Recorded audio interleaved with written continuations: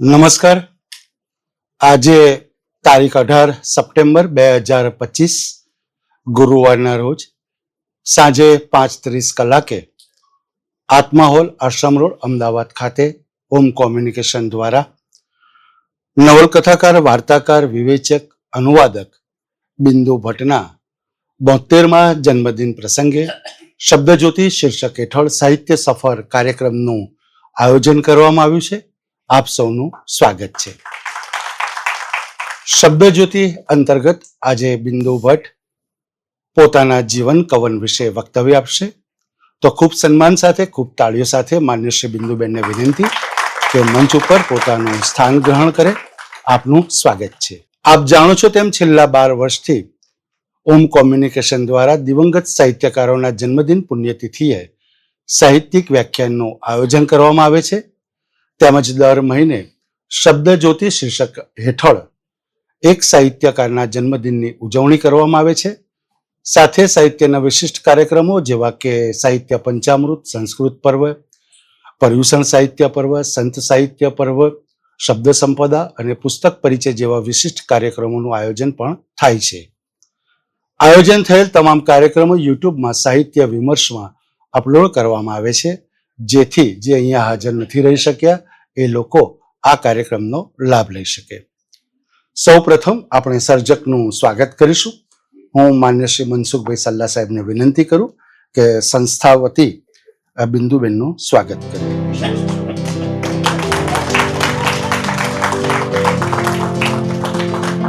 આભાર સલ્લા સાહેબ. હવે કાર્યક્રમની રૂપરેખા કંઈક આ પ્રકારે રહેશે. માન્ય શ્રી બિંદુબેન પોતાના જીવન કવન વિશે 90 મિનિટ વક્તવ્ય આપશે. ત્યારબાદ સમયની અનુકૂળતા હશે, સર્જકની ઈચ્છા હશે, પૂછવા લાયક પ્રશ્નો હશે તો પ્રશ્નોત્તરી પણ કરીશું. તો ખૂબ સન્માન સાથે, ખૂબ તાળીઓ સાથે માન્ય શ્રી બિંદુબેનને વિનંતી, આપ આવો અને વક્તવ્યનો પ્રારંભ કરો. સ્વાગત છે આપનું. આમ લઉં કેમ લઉં? अनंत किया उपकार, लोचन अनंत उघाड़िया, अनंत दिखावण. આયુષ્યના વણાકે વણાકે અનેક સ્વરૂપે સાંપડેલા સર્વે સદગુરુને સાદર પ્રણામ. મિત્રો, સ્વજનો, વડીલો, સાથીઓ, સર્વને મારા પ્રણામ. મારું વક્તવ્ય મેં 2 ખંડમાં વિચાર્યું છે. આમ તો મારી સર્જન પ્રક્રિયા વિશે મારે એકાધિક વખત બોલવાનું થયું છે. અને એક વખત તો એવું થયેલું કે મંચ પર બેઠી હતી અને ત્યારે જ મને થયું કે મારે શું એકને એક વાત કર્યા કરવાની. પણ આભાર મનીષભાઈનો કે એમણે જીવન વિશે વાત કરવાની પણ તક આપી છે. કારણ કે હવે આપણી પાસે ચેનલ છે, રેકોર્ડિંગ મળી જાય છે, લેખો પણ મળી જાય છે. ઉષાબેને પણ સર્જન પ્રક્રિયા વિશે મારી પાસે લેખ કરાવેલો, એટલે એ બધી સામગ્રી તો છે, છતાં એની થોડી વાત થશે જ. પણ હું થોડો સમય વધારે મારા જીવનને આપવા માંગુ છું. રચનાઓ વિશે વાત કરીશ, એના વિશે જરા જુદી રીતે કરવી છે વાત. એટલે જીવન વિશે વાત કરવાની હતી એટલે હું લખીને આવી છું, મારા સ્વભાવ વિરુદ્ધ. કારણ કે એટલી બધી ભાગ્યશાળી છું હું કે એટલા બધા અપાર લાડકોડ વચ્ચે હું ઉછરી છું. એટલે એ લાડ યાદ કરીને રડવું આવે છે, માણસને દુઃખ યાદ કરીને રડવું આવે. મને લાડ યાદ કરીને રડવું આવે છે. એટલે હું મારી લાગણીઓને થોડું સાચવી શકું એટલા માટે હું લખીને લાવી છું. અને તમને લગભગ એવું નહીં લાગવા દઉં કે હું તમારી સાથે નથી. આજે આયુષ્યના 71મા વર્ષને વળાવીને ઝાંપે ઊભી છો, સાંભળી રહી છો ધોરીડાની ડોકે રણકતા ઘૂઘરાને. જોઈએ મનીષભાઈએ મોકલેલી માફાળી બેલમાં મહાલતું 72મું વર્ષ કેવા શણગાર સજીને આવે છે. મિર્ઝા ગાલિબના શબ્દોમાં કહીએ, देखिए पाते हैं उस शाख बुतों से क्या फैज, देखिए पाते हैं उस शाख बुतों से क्या फैज. एक ब्राह्मण ने, मनीषभाई पाठक છે, एक ब्राह्मण ने कहा है कि ये साल अच्छा है.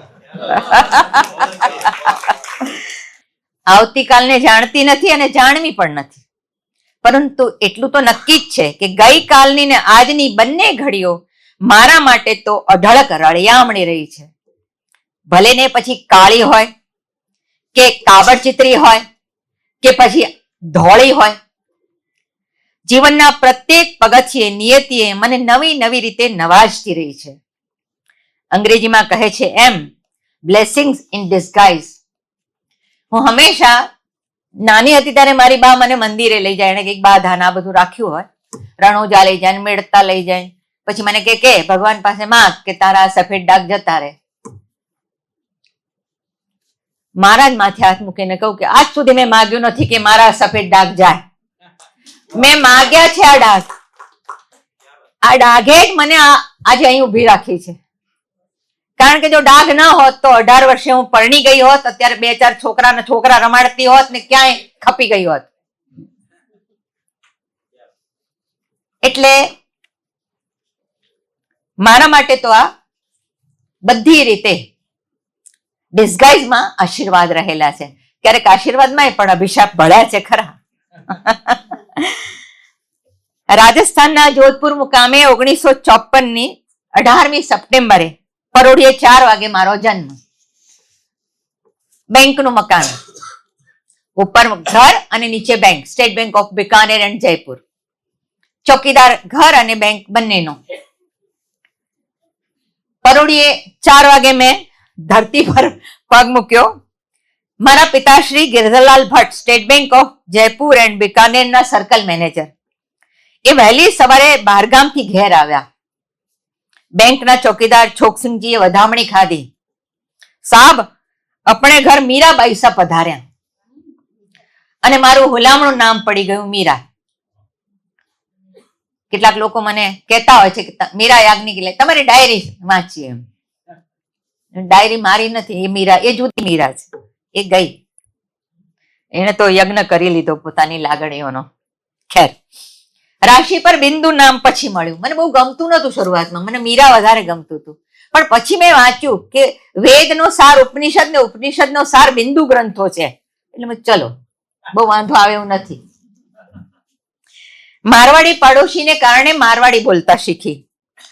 નોકરીને કારણે લગભગ બહાર રહેવાનું થતું વતનથી.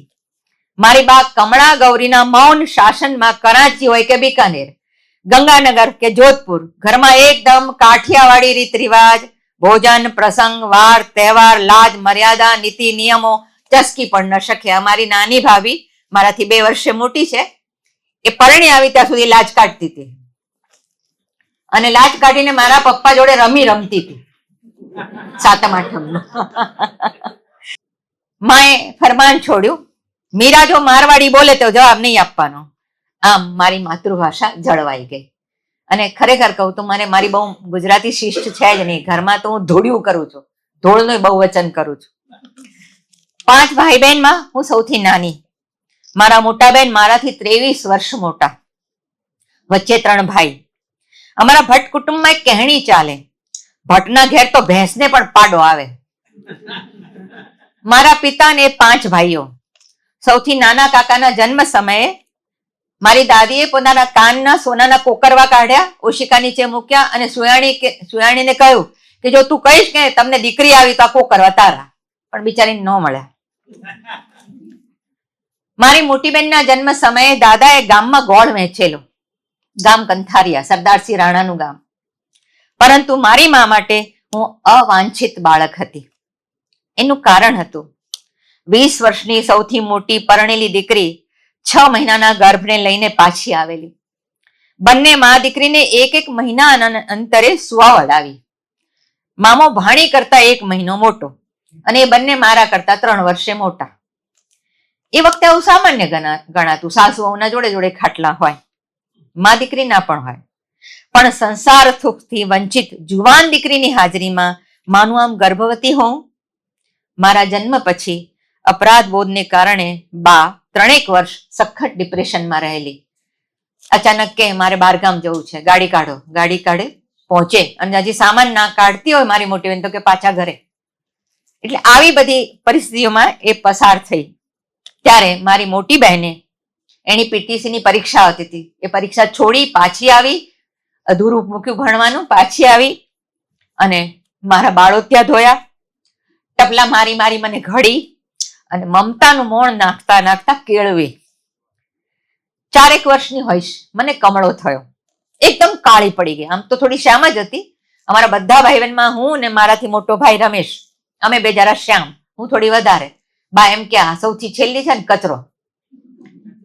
મોટા ત્રણે બહુ જ ગોરા, યુરોપિયન જેવા ગોરા. મારા મોટા બેન, મારા 2 ભાઈઓ. કમળો થયો, બહુ જ કાળી પડી ગઈ અને અચાનક સફેદ ડાઘે દર્શન દીધા ઢીચણ ઉપર. પણ એક વાત બહુ નમ્રતાથી અને ડંકીકી ચોટ કહીશ, મને અરીસામાં ક્યારેય મારા સફેદ ડાઘ દેખાયા જ નથી.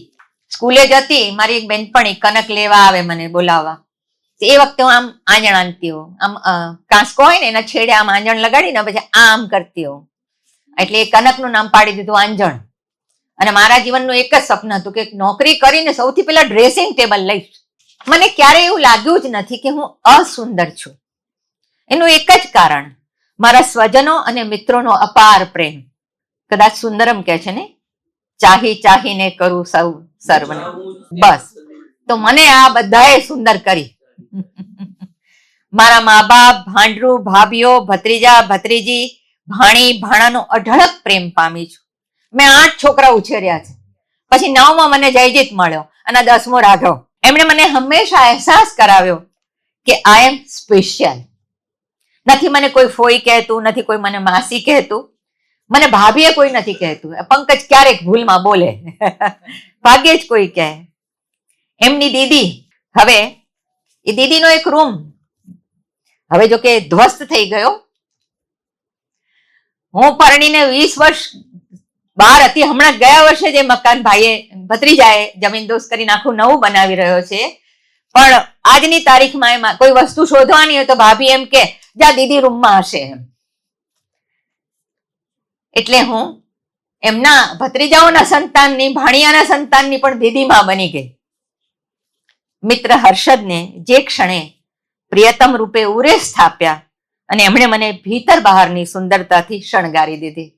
આશ્ચર્ય છે કે એમની સાથે પરણી એ પછી મારા બધા જ કાળા ડાઘ જતા રહ્યા અને હું ફોરેનર બની ગઈ. સાસરિયામાં 11 ભાઈના મોટા પરિવારમાં આજે પ્રાથમિક થી માંડીને પીએચડી કક્ષાનું અધ્યાપન કરતા લગભગ 45 થી વધારે શિક્ષકો છે અને હમણાં 2 શિક્ષકો ઉમેરાયા, જયજીત અને ઝલક.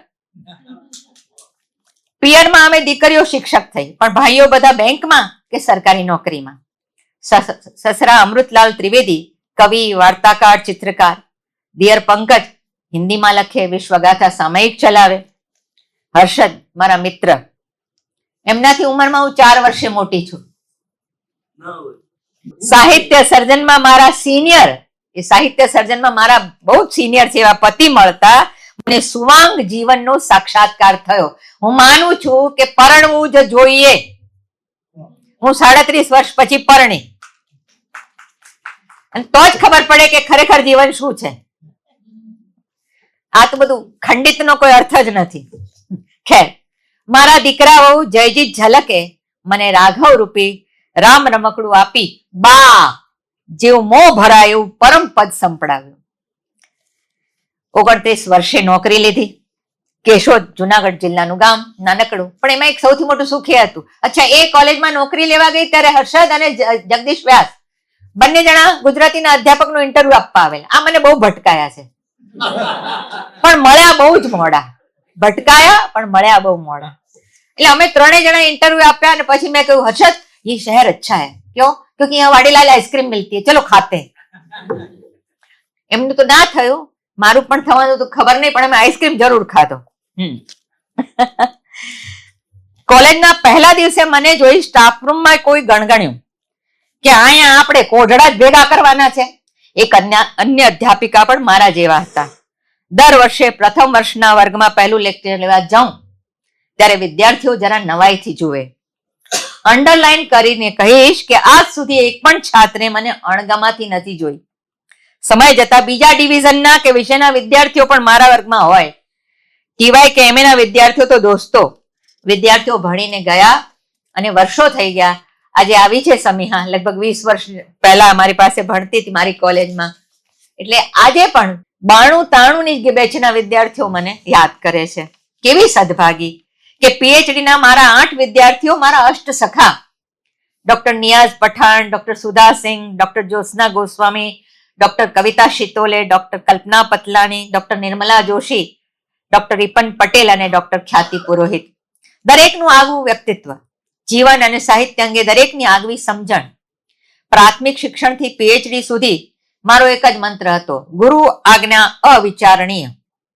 મારો મૂળ મંત્ર અને મારા વિદ્યાર્થીઓનો પણ એ જ. એમણે આજ સુધી એક પણ શબ્દ મારો ઉથાપ્યો નથી. કેવા વિષયો પર કામ કર્યું? હિન્દી ગુજરાતીના તુલનાત્મક ક્ષેત્રમાં કામ કર્યું અને મને ગૌરવનો અનુભવ કરાવ્યો એમણે. આજે હું જે સફળતા અને સાર્થકતા અનુભવું છું એમાં અધ્યાપનના 33 વર્ષ દરમિયાન મળેલા મારા વિદ્યાર્થીઓનો બહુ મોટો ફાળો છે. ભણાવતા ભણાવતા ભણવાનો લાવો મેં લીધો છે. પિતાજીની બદલી અમદાવાદ થઈ. કાબરચિત્રી કાયા સાથે મને સંસ્કાર સ્કૂલના પહેલા ધોરણમાં બેસાડવામાં આવી. મને યાદ છે, ધનાસુતાની પોળનું 4 માળનું ટિફિન જેવું મકાન. એ મકાનની થોડીક આગળ જઈએ એટલે સામે હર્ષદના બાના ફુવાનું ઘર. એટલે એ વખતે એ ભટકાયો તો હશે. બા તો 2 મહિનામાં ગુંગળાઈ ગઈ. મકાન બદલી નારાયણનગરમાં રહેવા આવ્યા.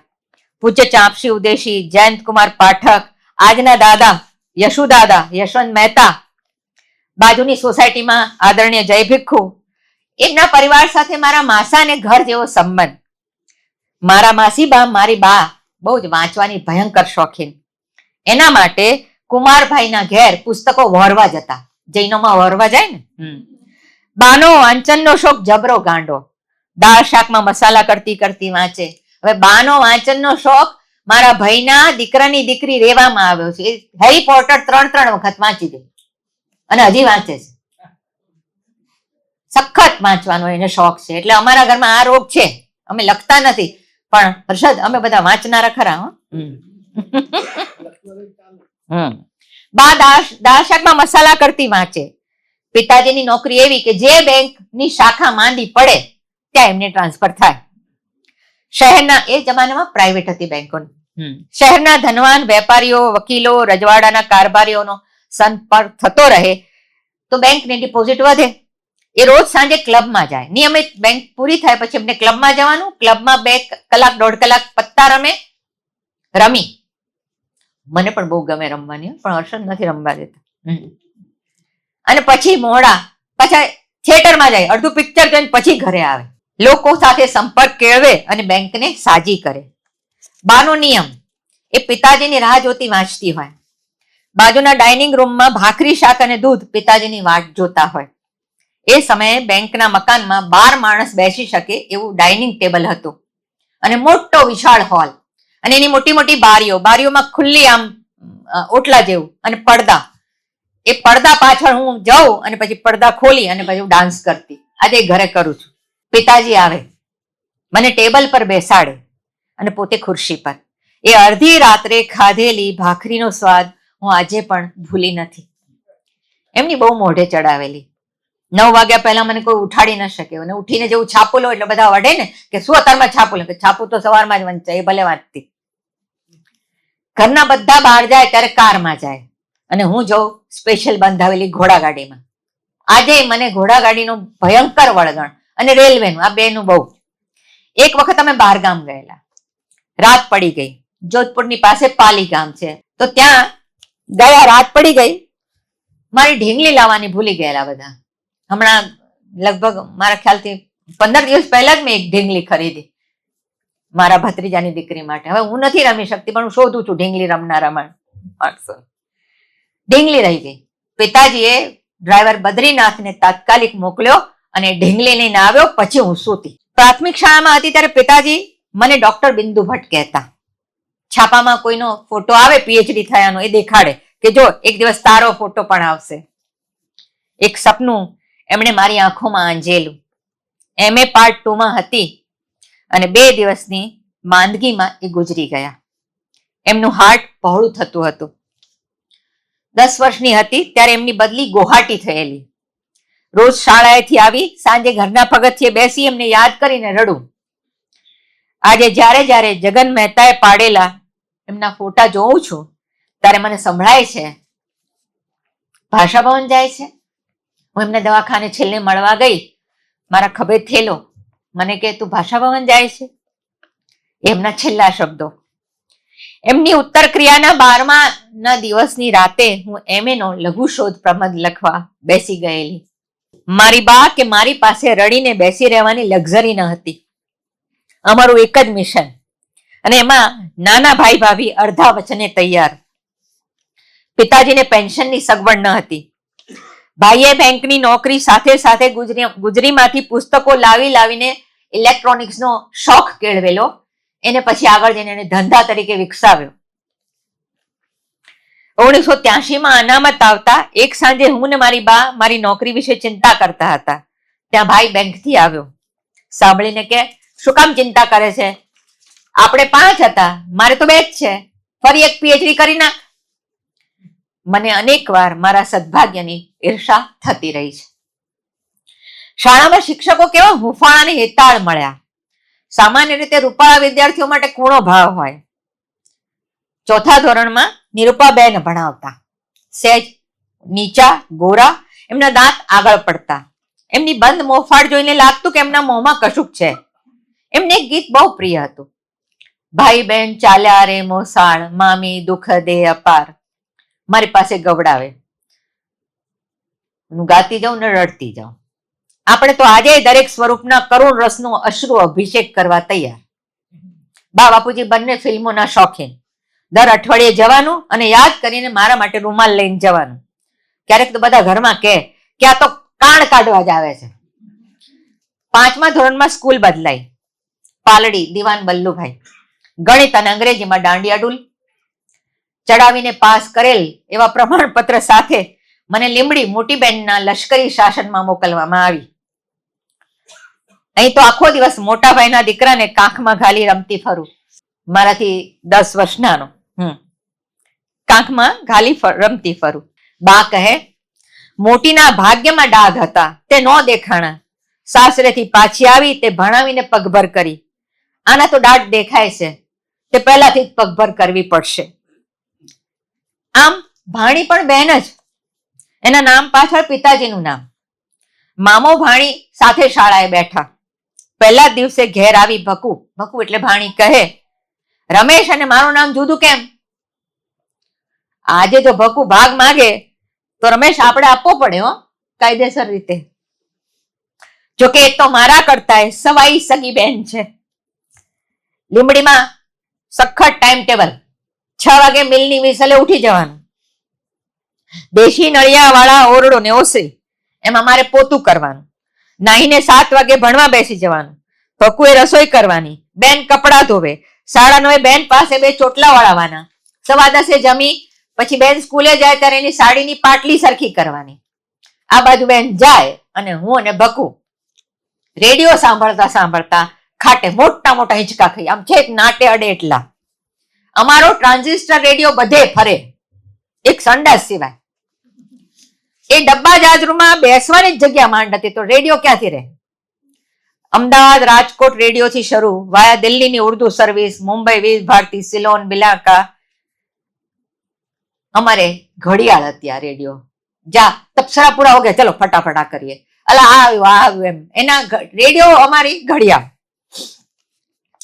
એક નિયમ, 12 થી સાંજના 6 સુધી સ્કૂલ.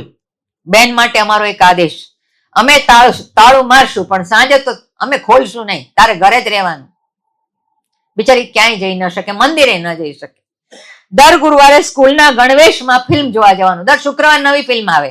સ્કૂલે જતા આમ ત્રાસી આંખે જોઈ લેવાનું પાટિયું કે હવે કઈ આવવાની છે ફિલ્મ. આગલા દિવસે આવી જાય પાટિયું, અને એટલે ગુરુવારે જોઈ અને સીધા 6 વાગે સ્કૂલના યુનિફોર્મમાં જવાનું ફિલ્મ જોવા. હાથમાં થેલી રાખવાની. કોઈ પૂછે ક્યાં આવેલા? શાક લેવા. થિયેટર બાજુમાં હતું, માર્કેટની બાજુમાં. ગામડામાં બહુ ચર્ચા થાય. અને હું આ વાત કરું છું કેટલા વર્ષો પહેલાની, કે દર અઠવાડિયે તમે ફિલ્મ જોવા જાઓ તો અને એમાં એકલી રહેતી સ્ત્રી આ 2 છોકરીઓને લઈને જાય, એ તો બહુ ટીકા પાત્ર ગણાય. બેન કામ અને ભણવા બાબતે કડક, પણ વાલ કરવામાં તો દરિયાને પાછો પાડી દે. આજે જે કઈ હું સ્થૂળ કે સૂક્ષ્મ રૂપે રળી છું એ મોટા બહેનના પ્રતાપ. 8મા ધોરણમાં લીંબડીની BA કન્યા વિદ્યાલયમાં પ્રવેશ લીધો. જનકભાઈ શાહ આવ્યા છે, એ BA કન્યા વિદ્યાલયમાં અંગ્રેજી ભણાવતા હતા અને એમના મોટા બેન હર્ષિદાબેન મારા હિન્દીના ટીચર. શાળાનો વાર્ષિક કાર્યક્રમ અમારા ઘનશ્યામ સાહેબે દીપ નિર્વાણ એકાંકીમાં મને મુખ્ય સ્ત્રી પાત્ર આપ્યું, કાબડ ચિત્રા ચહેરા સાથે. પછી તો રાજ્ય કક્ષાના યુવક મહોત્સવમાં એક પાત્રે ભજવેલું. બાંગ્લાદેશની શરણાર્થી મહિલાનો મેં અભિનય કરેલો અને હર્ષિદાબેને એની સ્ક્રિપ્ટ લખેલી. કાવ્ય પઠન, નિબંધ લેખન અને વક્તૃત્વ બધી પ્રવૃત્તિમાં મોખરે. લીંબડીમાં યૌવનના ઉંમરે સારા શિક્ષકોએ મને વિશિષ્ટ હોવાનો આત્મવિશ્વાસ એવો તો આપ્યો કે આજ સુધીનું કાંગરું પણ ખર્યું નથી. ગણિતનું કામકાજ જરા ગડબડ્યું. પરીક્ષા વખતે કાયમ ગણિતના પેપરના આગલા દિવસે મારે કાણ કાઢવાની. બાપા આવે, ભત્રીજાના જન્મ પછી અમે એમને બાપા કહેતા, આવે પછી અમને ફિલ્મ જોવા લઈ જાય 9 થી 12 ફિલ્મ જોઈને આવીએ, ટેન્શન જાય, બીજા દિવસે પરીક્ષા આપવાની અને 80 માર્ક સુધી પહોંચી જઈએ, ચાલે, વાંધો ના આવે. બાપા આવે ત્યારે બાલ્કનીમાં બેસવાનું, ઉપર 2 રૂપિયા વાળી ટિકિટમાં, બાકી લેડીઝમાં 80 પૈસાની ટિકિટ ને 20 પૈસાના ખારી સિંગ ખાવાના. મેટ્રિકમાં આવી ત્યારે વોરા સાહેબ મને ગણિત ઘરે ભણાવવા આવે બોય સ્કૂલના. મારી ગર્લ્સ સ્કૂલના શિક્ષકોને ત્યારે ખબર પડી કે મારા બાપા બેંક ઓફિસર છે. બાકી બધા એવું જ માને કે એક શિક્ષિકાની, બિચારી શિક્ષિકાની દીકરી છે. રિઝલ્ટ આવ્યું, લીંબડી કેન્દ્રમાં 1લો નંબર હતો મારો. વોરા સાહેબ કે તારી ભાષાઓ આટલી સારી છે, એ ખબર હોત તો તને જિલ્લા ફર્સ્ટ સુધી લઈ જાત. વાંચનનો શોખ એવો, ગ્રીન ચોકમાં બરાબર વચ્ચોવચ, અને ત્યાં હવે તો એ લાઇબ્રેરી રહી નથી, સર જસવંતસિંહ લાઇબ્રેરી, એ દરબાર હોલ હતો ખરેખર ઠાકોર સાહેબનો. બધા પ્રકારની નવલકથાઓ વાંચી કાઢેલી, ગુલશન નંદાથી માંડીને પ્રેમચંદ સુધી બધા. લાઇબ્રેરિયન મુખિયાજી એકવાર કે આ બધું વાંચ્યા કરે છે તો ભણે છે કે નહીં. વર્ગમાં 1લો નંબર જળવાઈ રહેતો. અંગ્રેજીમાં ખંધાર સાહેબ ભણાવતા, એમના ગાલે રસોડી, મણિયા HK મણિયા સ્કૂલમાં. સાહેબ આમ ત્રાસા ચાલે ને એક વાક્ય, બધાની દાનત જ ખોરા ટોપરા જેવી, એવું બોલ્યા કરે, પણ પાઠમાળા અદ્ભુત કરાવે. અને ગુજરાતીનું અંગ્રેજી કરતા એમણે બહુ જ પાયો બહુ સરસ નાખ્યો મારો. અને મને એમ થયું કે હું ભવિષ્યમાં અંગ્રેજીમાં MA કરીશ, એવી હિંમત એમના કારણે થયેલી. પણ પહેલો પ્રેમ હિન્દી. શું જન્મભૂમિનો પ્રતાપ હશે? મારા હિન્દીના શિક્ષક રેણુકાબેન, હર્ષિદાબેન મારા ફેવરેટ. શિક્ષક દિવસે પહેલી વાર વર્ગમાં અગ્નિની કવિતા હિરોશીમાં ભણાવી. હર્ષિદાબેનની જેમ જ દક્ષિણી સાડી પહેરી, એ પિન નહોતા મારતા, આમ છેડો આમ રાખે. પછી ખુરશીની પીઠ પકડે, એમના હાથમાં 4 સોનાની બંગડી, એક હાથમાં ઘડિયાળ, આમ ઢીલો ચોટલો, મોટો ચાંદલો, અને પકડીને ભણાવતા. મેં લગભગ એ જ રીતે ભણાવ્યું છે આજ સુધી, હર્ષિદાબેનની જેમ જ. 8મા હતી ત્યારે મારી બાજુમાં 10મા ધોરણ વાળી રંજન આવી. એને નિબંધ નહોતો આવડતો, મેં એને લખાવ્યો. પરીક્ષામાં એક ચોરી કરી, એ જાણી કરીને કરી હતી, બાકી ચોરીઓ તો ઉપરવાળો કે. મેટ્રિક પછી કોલેજ અંગે મારો દ્રઢ નિશ્ચય કે સુરેન્દ્રનગર MP શાહ કોલેજમાં તો નહીં જ જવું. જોકે પહેલી નોકરી ત્યાં જ મળી. અને એવી જ રીતે નક્કી હતું કે સુરેન્દ્રનગર વઢવાણ 17 તાલુકાના બ્રાહ્મણને તો નહીં જ પરણું રીટા, પણ એ જ ભટકાણો. પ્રી આર્ટ્સ લીંબડીમાં કર્યું. એ જ વર્ષે કોલેજ શરૂ થયેલી. અને બેનપણીના વાદે જ્યોત્સના સંઘવી ભારતીને લીધે કોમર્સમાં ફોર્મ ભર્યું. ઘરે આવી તો રૂપસીભાઈ અમારા પડોશી હિન્દીના પ્રોફેસર મને કે શું કર્યું? મેં કીધું કે મેં કોમર્સમાં ફોર્મ ભર્યું. આમ એમને રંગ દૂરથી જોયો પહોંચનો, કે આ તો કોમર્સનું છે, જા. એમને મને આર્ટ્સ કરાવ્યું. મેઇન હિન્દી ત્યાં નહોતું, એટલે પછી હું અમદાવાદ HK આર્ટ્સમાં આવી. જનકભાઈ પણ HK આર્ટ્સમાં ભણ્યા છે. અમારા ગુજરાતીના અધ્યાપિકાબેન સૂર્યાબેન, એ પણ HK આર્ટ્સના વિદ્યાર્થી. ભાઈ સાથે મારે આમ 12મો ચંદરમાં, મારાથી 3 વર્ષ મોટો. વાત જ ના કરે. કોઈ બીજી છોકરીઓ આવે ને, ભાભીને સાળીની બેન દીકરીઓને, એમના બધા જોડે તડાકા મારે, અમારા જોડે બોલે નહીં. હું કહું કે તો અમારા જોડે કેમ વાત ન, કે તમે તો રોજ હોત છો ને ઘરે. અને હું એની ને ભકુની ચાટી બહુ ખાઉં. એ બેની જુગલ જોડી, એક ગાંઠ બેની. એવા બધા હાથમાં ફટાકડા ફોડવાના ને એવા પરાક્રમો કરે, ઝાડ ઉપર ચડે. અમારી ભકુ તો બિલકુલ ટોમ બોય, કોઈને પણ આમ પતાઈ દે. એટલે હું શું કરું, છાની માની જઈને એ બેની ચાડી બાની પાસે ખાઈ આવું. એટલે મને પડે માર. બા પેલા એમને મારે, પછી મને મને મારે. પણ હું જયારે FY માં મેં એડમિશન, મારું એડમિશન રમેશ લેવા આવેલો HK આર્ટ્સમાં. યશવંતભાઈ કે આને ઇકોનોમિક્સમાં માર્ક્સ સારા છે કે નહીં, આને હિન્દી જ કરવાનું છે અને ગૌણ અંગ્રેજી. બરાબર. એડમિશન એને લીધું, કન્સેશનનો પાસ એને કઢાવ્યો, યુનિવર્સિટી લાઇબ્રેરીમાં મેમ્બરશીપ એને લીધી. એટલે સુધી કે કિરણ દલાલ બેઠા છે, એમની બહેને આસમાની જીન્સનું પેન્ટ સીવડાવેલું, એવું જ પેન્ટ મારા માટે મારા ભાઈએ સીવડાવ્યું. એ જમાનામાં મેં જીન્સ પહેરેલું. ત્યારે મને ખબર પડી કે મારો ભાઈ, એકવાર એવું થયું, હું PhD કરતી હતી, સૂતી હતી લોબીમાં ખાટલા પર મચ્છરદાની નાખીને. એ બેંકથી આવે પછી મોડે સુધી કામ કરે, ઇલેક્ટ્રોનિક્સની હોબી, અને એમાં પછી બધું ધંધાકીય કામ પણ કરતો. પછી પાછો વાંચે, અને વાંચી અને એણે મારી ભાભીને પૂછ્યું કે મીરાએ મચ્છરદાની નાખી છે? એટલે ભાભીએ શું કીધું મેં નથી સાંભળ્યું, પણ એનો એટલો અવાજ મેં સાંભળેલો. એ બહાર આવ્યો, ચૂપચાપ એને બારણું ખોલીને જોયું અને અંદર જતો. આટલી કાળજી એને વગર બોલે આજ સુધી લીધી છે. મોટા ભાઈ હર્ષદભાઈ, એમનો નિયમ રોજ સાંજે આવે ત્યારે પીપરમેન્ટ લઈને આવે. લાલ દરવાજામાં એક હતો પીપરમેન્ટ વાળો, આસમાની શર્ટ અને કધોણીયો ધોળો લેંઘો, ગળામાં આમ પટ્ટો ને આમ ટ્રે લઈને પેપરમેન્ટ ચોકલેટ બસ સ્ટેન્ડ પર ફરતો હોય. મને હજી યાદ છે. અને એ ચોકલેટ આવે જ. વચેટભાઈ રવિભાઈ, એ એવા અલગારી જેવું, પણ એમને એક બહુ શોખ, એ બધી છોકરીઓ માટે બોરિયા, બકલ, રીબીનો, બંગડીઓ બધું બહુ લાવે, મહેંદી મૂકી આપે, વેણી કરી આપે. અને નાનો ભાઈ તો મેં કહ્યું એમ કે બોલે નહીં, લાગણી દેખાડવાની નહીં, બેઠવાની, એ એનો સ્વભાવ. મોટા ભાભી બકુલા ભાભી અત્યારે લગભગ 85 વર્ષના છે.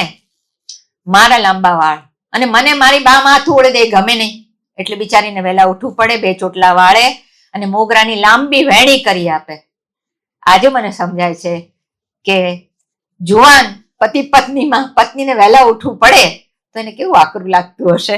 બાનો નિયમ, ઘરમાં પોતે, 2 વહુ, ત્રીજી કામવાળી, તો કોલેજથી આવીને મારે પોતા કરવાના. ભાભીએ કચરા વાળી રાખ્યા એટલે પોતા કરવાના. સાંજે વચલી ભાભીને ભાખરી કેવું શેકાવાનું. અમે બંને કામ કરતા કરતા અંતકડી રમતા હોઈએ અને અમારું કામ ચાલ્યા કરે. પણ ટીવાયમાં આવી, એ પેલા સેકન્ડ યર BA માં ત્રીજી ભાભી આવી ગઈ, રેખા, મારાથી 2 વર્ષ મોટા. એ દિવસોમાં પેલું ગીત આવતું, રેખાઓ રેખા જબ સે તુમે દેખા. એ આવી જ્યારે, એના કરતા અમને એની બા બહુ ગમે, એકદમ ગુલાબી, અત્યંત સુંદર એના બા. અને હવે આ ઉંમરે હવે દકુબા થતી જાય છે. એટલે ભાઈ મને કે, એ ગાય ને પછી કે આ બોલે છે બહુ સારું, તને ખબર પડશે હવે કે તું બોલતો નથી ને, અને અમારી સાથે નથી બોલતો. હવે મને તો બોલનારી મળી ગઈ. જોડીદાર બનીને આવી. અમારા બંનેના બ્લાઉઝનું માપ એક. એને એની મમ્મી સાડી આપે તો એ એવી પસંદ કરે કે જે હું પહેરી શકું, એવી ખરીદે એ સાડી. હમણાં જ મળવાનું થયું તો મેં એમને કહ્યું કે આ સાડી ને આ બ્લાઉઝ, તો કે પાછા આપણા બેનું માપ એક થઈ ગયું. હા મીરાબેન, એટલે પાછા આપણે ભાભી જોડીદાર થઈ ગયા. છેલ્લા વર્ષે એક આશાને ભણવાનું શરૂ કર્યું. ઘરમાં કશા જ કામમાં નહીં. મારો રૂમ જોતો એ બંધ જ હોય બારણું, એમાં માત્ર એક ઘોડિયું રહે, ભત્રીજા અને ભત્રીજાનું, સેતુ અને મહિમાનું. એને હિંચકા નાખતી જાઉં ને વાંચતી જાઉં. બાકી કોઈને અંદર આવવાનું નહીં. અને કોઈ પણ કાર્યક્રમમાં, કોઈ લગ્નમાં, કોઈ સામાજિક પ્રસંગમાં મારે જવાનું જ નહીં. એટલે સુધી કે મારા બાપુજીને શ્રાદ્ધમાં ભેળવ્યા. હું PhD કરતી હતી ને પુના હતી સ્ટડી ટૂર પર, તો મને મારી બાએ એમ કીધું કે સાચું શ્રાદ્ધ તો તું કરસ, તું નહીં આવતો ચાલશે.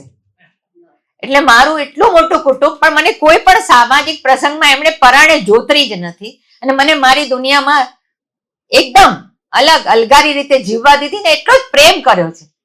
સૌથી મોટી વાત એ છે કે કોઈએ મારી ઉપેક્ષા નથી કરી, મને એટલો માથે ચડાવીને રાખી છે એ લોકોએ. સ્કૂલમાં હતી, પિક્ચર જોવા જવાનું, હરે રામ હરે કૃષ્ણ. બા હતી ત્યાં, મેં કીધું મારે જોવા જવું છે, તો કાલ હું આવું.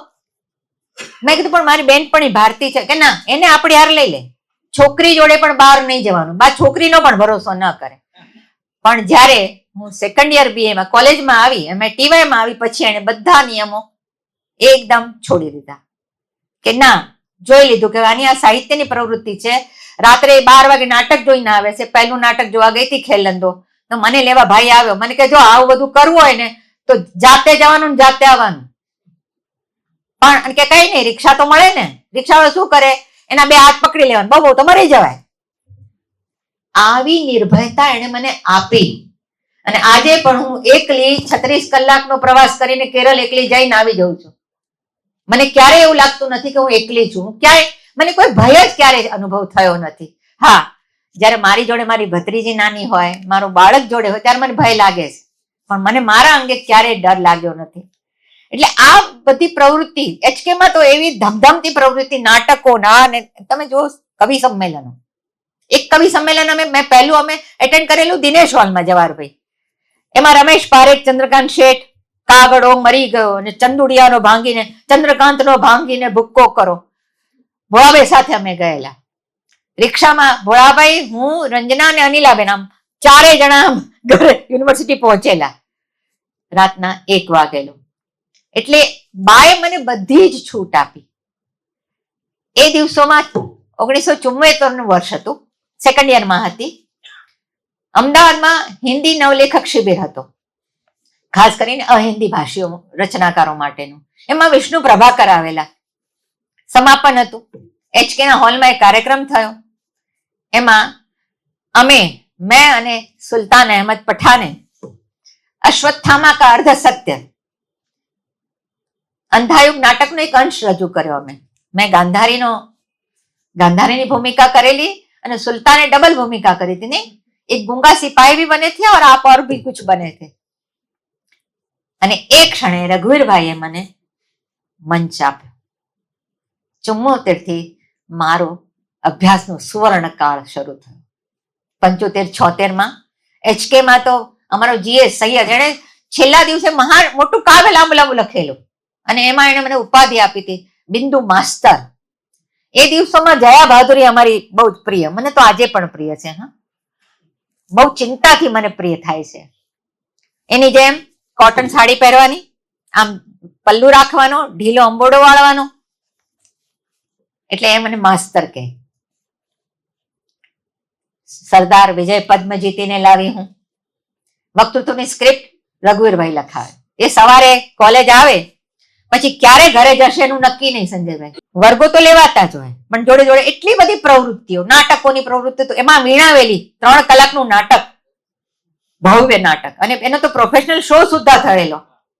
અને એમાં એ દિવસોમાં એક બાજુ નાટકની રિહર્સલ ચાલતા હોય, બીજી બાજુ મને સ્ક્રિપ્ટ લખાવતા હોય, અને પાછું ત્રીજી પાછું પોતાનું લખતા જતા હોય. કોલમ ટુ લખવાનું ચાલતું જ હોય. એટલે અહીંયા એચકેમાં મને રઘુવીરભાઈ મળ્યા. અમારા હિન્દીના બીજા 2 સાહેબ, પ્રોફેસર રજનીકાંત રાવલ, મહાન વિદ્વાન, અનેક ભાષાઓ જાણે. એ દિવસોમાં એ બ્રિટિશ અંગ્રેજી શીખતા, ખાસ ઉચ્ચારણ સાંભળીને શીખવાનું. પણ હિન્દીની બાબતે બહુ નિરાશ. વર્ગમાં આવે, 4-5 ચોપડીઓ લઈને આવે. બીજા માળે અમારો વર્ગ, 12 નંબરનો ક્લાસ. आज જ કોણ યાદ કરતો? હા, जिग्रुक्षा યાદ करती थी कि दीदी हम लोग वहां बैठ के कैसे गप्पे मारते थे. એ છોકરી FY માં હતી ને હું TY માં હતી. હા, ખેર. તો આવે, 4-5 ચોપડા લઈને આવે, ટેબલ પર મૂકે, ખુરશી પર બેસે, પગ ઉપર લે અને પછી કે લેખો, ઇતિહાસ લખાવે. બીજા એક સાહેબ NCC માં ભાગ્ય જ હાથમાં આવે, પકડવા પડે, દોડ. અમે આમ, હું ને મારી બેનપણી રેણુ વધાવન, અમે બંને રીસર 2 ઝાંપે ઉભા રહીએ. પાછળનો ઝાપો ને આગળનો ઝાપો, એ ભાગી ન જાય, અમારે વર્ગ લેવાનો છે. અને આવે ક્યારે તો પછી એમ કે એ નોટ્સ દે દેતા હું, કર લેના. પણ ખબર નહીં, અમે 2 માથાના ફરેલા. હું રેણુને મારી નોટ્સ ના આપું, મારી નોટ્સ અમે 2 એકબીજાની એક્સચેન્જ જ ના કરીએ. અમે લાઇબ્રેરીમાં બેસીને અમારી નોટ્સ જાતે તૈયાર કરી. ક્લાસમાં તો જવાનું, સાહેબને એમ ન લાગે કે આવતા નથી. આમ તો 15-20 વિદ્યાર્થીઓ હોય, પણ વર્ગમાં 2 કે 3 જ હોય. પણ થયું એવું કે જેવી હું અમદાવાદમાં આવી અને પહેલા દિવસે એચકેના હિન્દીના વર્ગમાં ગઈ, તો મને એક બેને, છોકરીએ પૂછ્યું, તમારા નામ ક્યાં હૈ? એ છોકરીનું નામ ધર્મિષ્ઠા પંડ્યા, ધનબાદથી આવેલી. એ હિન્દી વિષય હતો. રેણુ પંજાબી. અને ત્યારથી થયું એવું કે મારા હૃદયમાં જે હિન્દી હતી એ મારા હોઠે આવીને વસી ગઈ. એટલે સુધી કે લગભગ 91-92 સુધી બધા એવું માનતા હતા કે બિંદુબેનની ભાષા હિન્દી જ છે. એમને ગુજરાતીમાં કેવી રીતે લખ્યું? અખે પાત્ર વાંચીને શરીફા કે તમને આવડી બધી કાઠિયાવાડી ક્યાંથી આવડે છે? કારણ કે મારી હિન્દીને મેં એટલી હદે ચાહી છે, આત્મસાત કરી છે, હું નહીં કહું. એ મારી લગભગ ત્વચા બનીને રહી છે મારી સાથે. એટલે આજે પણ મારું વિચારવાનું હિન્દીના સ્તરે ચાલે, જ્યારે હું લખવા બેસું અને એ સર્જનાત્મક, ત્યારે ગુજરાતી મારા અક્ષરે પ્રગટ થાય. MA માં TYBA માં યુનિવર્સિટીમાં ફર્સ્ટ હિન્દી વિષયમાં હતી, તો HK માં ફેલો થઈ. દર મહિને 50 રૂપિયા મળે, અઠવાડિયામાં 2 ક્લાસ લેવાના.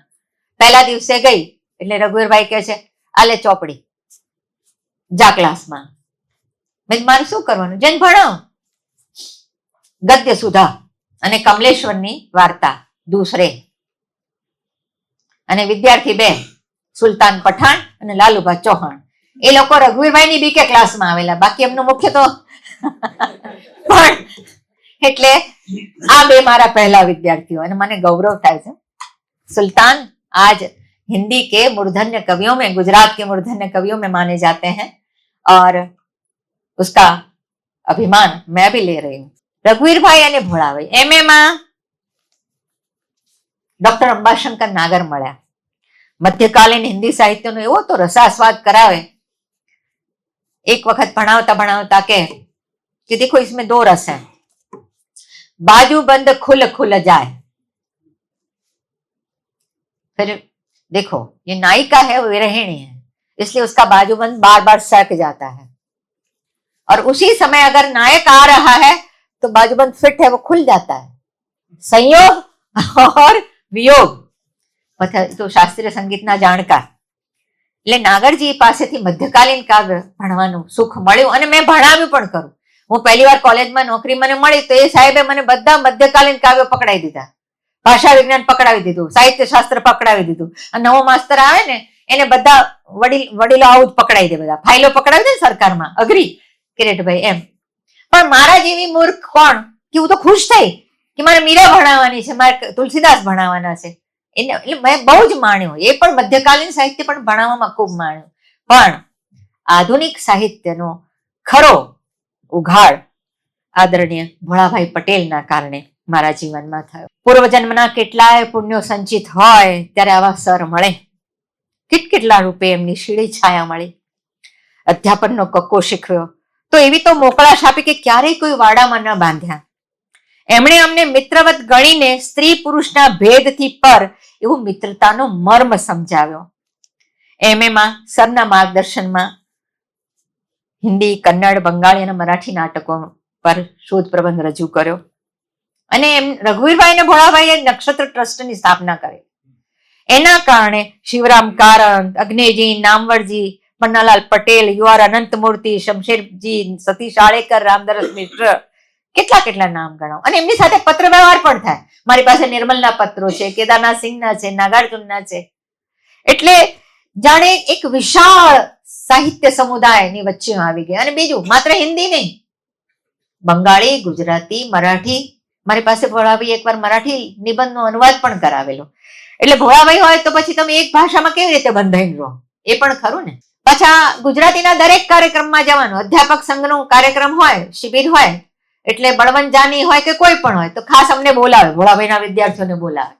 અને ત્યાં ઉમાશંકર કલ્પન ભણાવે, નિરંજન ભગત પ્રતીક ભણાવે. અને ભગત સાહેબના તે વ્યાખ્યાનો માટે ખાસ સુરેન્દ્રનગરથી અમદાવાદ આવતી. એટલે આ બધાના એમ કહેવાય કે એમના ચરણોમાં બેસીને જે જાણવા મળ્યું, શીખવા મળ્યું, એના કારણે એમ લાગે છે કે જેટલું મળ્યું એમાંથી આટલું પણ ક્યાંક કશું પાછું આપી શકાયું છે. પ્રિન્સિપલ SR ભટ્ટ કિંગ લિયર ટ્રેજેડીની જે વાત કરે એમ થાય કે અરે અમારે ભણવાનું આવે ભારતીય પાશ્ચાત્ય કાવ્યશાસ્ત્ર તો મૂળ અંગ્રેજી વાંચવાનું. મને એક ઇન્ટરવ્યુમાં પૂછવામાં આવેલું કે તમે હિન્દી વાળા તો ઓરિજિનલ અંગ્રેજી વાંચતા નથી. તે રહ્યા સાહેબ આપણા રાજકોટ વાળા. એટલે મેં કીધું કે શેની વાત કરો છો? કે તમે પેલી રોબોટ ગ્રીએ, મેં રોબ ગ્રીએની વાત કરો છો sir, snapshot towards new novel? તો કે તમને ખબર છે મેં અંગ્રેજીમાં જ મૂળમાં વાંચ્યું છે, કારણ કે હું ભોળાભાઈની વિદ્યાર્થીની છું. T.S. એલિયટ મૂળમાં, એરિસ્ટોટલ મૂળમાં. આ બધું મૂળ વાંચીને પછી હિન્દીમાં એના પ્રશ્નોના ઉત્તર તૈયાર કરવાના. સરના કારણે કોઈ એક જ ભાષાની નહીં પણ વ્યાપક સાહિત્ય જગતની મુખોમુખ થઈ. પ્રવાસ કરતા શીખ્યા અમે, એની નોંધ લેતી થઈ, આસપાસની સૃષ્ટિને જુદી નજરે જોતી થઈ. એ કહેતા કે એવા તૈયાર થઈ જાઓ કે ગમે ત્યાં હું ફેંકું પણ પાછા ન આવો. નિખાલસ કબૂલાત કરું તો મેં લખવા વિશે ક્યારેય ખાસ વિચાર્યું ન હતું. વાંચવાનો ચસ્કો, એમાં વળી એવા જ વાંચન રસિયા મિત્રો મળ્યા. મૃદુલા, રંજના, માસાબ, ઉજમભાઈ. લાઇબ્રેરીમાં જઈએ, ખાસ દિવસ શોધીને જવાનું, એવા કપડાં પહેરીને જવાના જેમાં માટી ન દેખાય એવા, અને પછી ફેંદવાની લાઇબ્રેરી. અને અદ્ભુત મળી જાય. વેનિશિંગ હીરો, ઓહ, CN ઓફોલિયન નું પુસ્તક મળી ગયું. નવો નાયક, એંગ્રી યંગ મેન ક્યાંથી આવે છે? આખી વાત મારા થીસીસના સંદર્ભમાં મને મળી. અને એ ચોપડી મળે ત્યાર પછી આ બધા મિત્રો ચા માગે, હો, કે તને આવી સરસ ચોપડી મળે છે, તારે ચા પીવડાવવાની. 1977 રઘુવીરભાઈ ભાષા ભવનમાં આવ્યા. બધા મને કે આઈચકે વાળા કે તુમ તો अपने सर को भी ले गई. અને અમારું અનૌપચારિક ગુરુવાર્યું વાચિકામ રૂપે વિકસ્યું. એની પહેલા અમે દર ગુરુવારે મળતા, ભાષાઓની લોનમાં બેસીએ, અંગ્રેજીમાં જયશ્રી ત્રિવેદી કવિતા વાંચતી હોય, અમે બધા રંજના કવિતા વાંચીએ, મૃદુલા વાંચીએ, કઈ ને કઈ વાંચતા હોય, ચર્ચા કરતા હોઈએ. પણ વાચિકમના ઉપક્રમે અમે ઘણા કાર્યક્રમો કર્યા. એમાં સાયન્સના વિદ્યાર્થીઓ પણ આવે. દક્ષાબેન બેઠા છે, રાજેન્દ્રભાઈ પણ આવતા એમાં કાર્યક્રમમાં વાચિકમના. પરેશ નાયક નવલકથા લખતો હોય, આખી આખી રાત બેસીને એની નવલકથા સાંભળીએ, ચર્ચા કરીએ. પછી અતુલ રાવલ અનેરામાં એક પાછી એક સેશન ગોઠવે, એ ચર્ચા કર્યા પછી સુધારી, પછી પાછી એની ચર્ચામાં બેસવાનું અમારે. એટલે અમારા માટે તો સાહિત્ય, ખાવું પીવું ઓઢું બધું સાહિત્ય જ હતું. એ સિવાય કઈ ફિલ્મો નહોતી યાદ આવતી, હોટલ યાદ આવતી નહોતી, કોઈ બીજું કશું જ યાદ આવતું નહોતું, માત્ર સાહિત્ય ને સાહિત્ય ને સાહિત્ય. એના કારણે મીરાનો મોહભંગ પણ ઘણો થયો. વાચિકમમાં હર્ષદ ત્રિવેદી ને જગદીશ વ્યાસ આવે, એમાં એમણે પ્રવેશ લીધો. રઘુવીરભાઈ કે આ બે બહુ તોફાની એવા સારા કવિઓ છે. એ શિબિર બહાદુરો, બહુ શિબિરો એમણે કરેલી. એ દરમિયાન કેતન મહેતા, ભરત દવે અને પ્રવીણ જોશીના માર્ગદર્શનમાં નાટ્ય શિબિરો પણ કરી. એક ટેવ હતી નાની નાની નોંધો કરવાની ડાયરીમાં, એ પણ અનિયમિત. PhD શરૂ કર્યું પછી કોઈ પ્રવાસ, કોઈ દ્રશ્ય, કોઈ ઘટના કંઈક સ્પર્શી જાય તો નોંધી લો. કોઈ પુસ્તક વાંચ્યું હોય, વેણુ વત્સલા વાંચી અને એમાંથી એક કોટેશન હજી આજે મારી ડાયરીમાં છે, શીલ વિનાનું સૌંદર્ય વિકસી શકતું નથી. કવિતાઓ, આ બધું નોંધતી જવું. અને આજે પણ એ બધો ખજાનો છે મારી પાસે, મને હજી મારો મોહ છૂટ્યો નથી. ખેર, કાશી, ભોળાભાઈ સાથે કાશીનો પ્રવાસ કર્યો. એ પછી ડાયરી ઘણી નિયમિત થઈ. કહેવાય છે કે લેખનમાં નિષ્ફળ લેખક વિવેચક થાય છે. મારી સાથે ઉલટું થયું. શરૂઆતમાં વિવેચન કર્યું. PhDમાં 1960 થી 1980 ની હિન્દી નવલકથાઓ પર કામ કર્યું, નવા કથ્ય અને નવા શિલ્પ અંગે. સ્વરૂપ, નવલકથા એ મારા માટે એક કલા સ્વરૂપ છે. અને એમાંય નવી નવલકથા તો કેવી, એમાં નાટકના તત્વો પણ હોય, કવિતાના તત્વો પણ હોય, વાર્તાના નિબંધના પણ તત્વો હોય. એટલે એક, અને જોવાની ખૂબ એ સમયમાં જે રચના આવે એ રચનાને તમે પેલા એરિસ્ટોટલના હાઈવે થી ન તપાસી શકો. પેલા 5 તત્વ, કથા, પાત્ર, પરિવેશ, ભાષા અને ઉદ્દેશ્ય, ના, દરેક રચના તમારી પાસે આગવા ઉપકરણો માગે. અને એના કારણે જે વિવેચન વાંચ્યું મેં અને કર્યું, એના કારણે મારી વિવેચન દ્રષ્ટિ વધારે કઠોર થતી ગઈ. અને આજે પણ હું અનુભવ કરું છું. હું અત્યારે જે નવી નવલકથા લખી રહી છું, પણ સતત મને એમ થાય કે આ થાય છે કે નહીં બરાબર. એટલે ઘણી વાર એમ થાય કે મુગ્ધતા થોડીક હોય, મૂર્ખામી કરવાની તો સારી. હવે ઘણી વાર કહેતા કે આ બધાને તો એક એક ભગવાન છે, બિંદુને 33 કરોડ દેવતા છે. લગભગ 700 થી 800 નવલકથા વાંચી અને એમાંથી 40 નવલકથાઓ જુદી તારવીને એના પર મેં કામ કર્યું. એક એક પ્રકરણમાં એક એક થીસીસ એવું. અને પછી જયારે હું લખીને વાંચું એમની સાથે, ત્યારે એમ કે પૂરું થાય ને એટલે પછી એમ કે આકાશવાણી પરથી સમાચાર પૂરા થયા. મારા વાંચવાની લડણની હંમેશા એ મશ્કરી પણ કરતા હોય. રોકસ્ટાર ફિલ્મમાં પેલા રણવીર કપૂરને પૂછે છે પેલો એનો ભાઈબંધ કે તારે રોકસ્ટાર થવું છે, મોટા ગાયક થવું છે, તને કોઈએ ઘરેથી કાઢી મૂક્યો છે, 2 ટંક ખાવાના સાંસા છે, તારું દિલ તૂટ્યું છે, આમાંનું કશું થયું હોય તો જ તું મોટો ગાયક બની શકે. મારા કિસ્સામાં આમાંથી એક કારણ સજ્જન હતું. ઘર, સર, મિત્રો અને અમદાવાદની સાહિત્યિક સાંસ્કૃતિક આબોહવાના સ્વર્ગથી મને વનવાસ મળ્યો હતો. કેશોદની કોલેજમાં મેં નોકરી લીધી. ઉપર કોલેજ, નીચે શાળા, એક જ ઘંટ બંને બિલ્ડિંગ વચ્ચે. એટલે દરેક પીરિયડ અડધો કલાકનો હતો, કારણ કે સ્કૂલનો અડધો કલાકનો. કોલેજ નાની હતી, સ્કૂલ મોટી હતી. સવારે આંગણમાં બંનેની પ્રાર્થના સાથે થાય. કાળી લાંબી મીડી ઉપર સફેદ બુસ્કોટનો ગણવેશ છોકરીઓનો. આ પળે નાના ગામડામાંથી આવતી દીકરીઓના નિર્મળ ચહેરા પર બીડાયેલી આંખો નજરે તરવરે છે.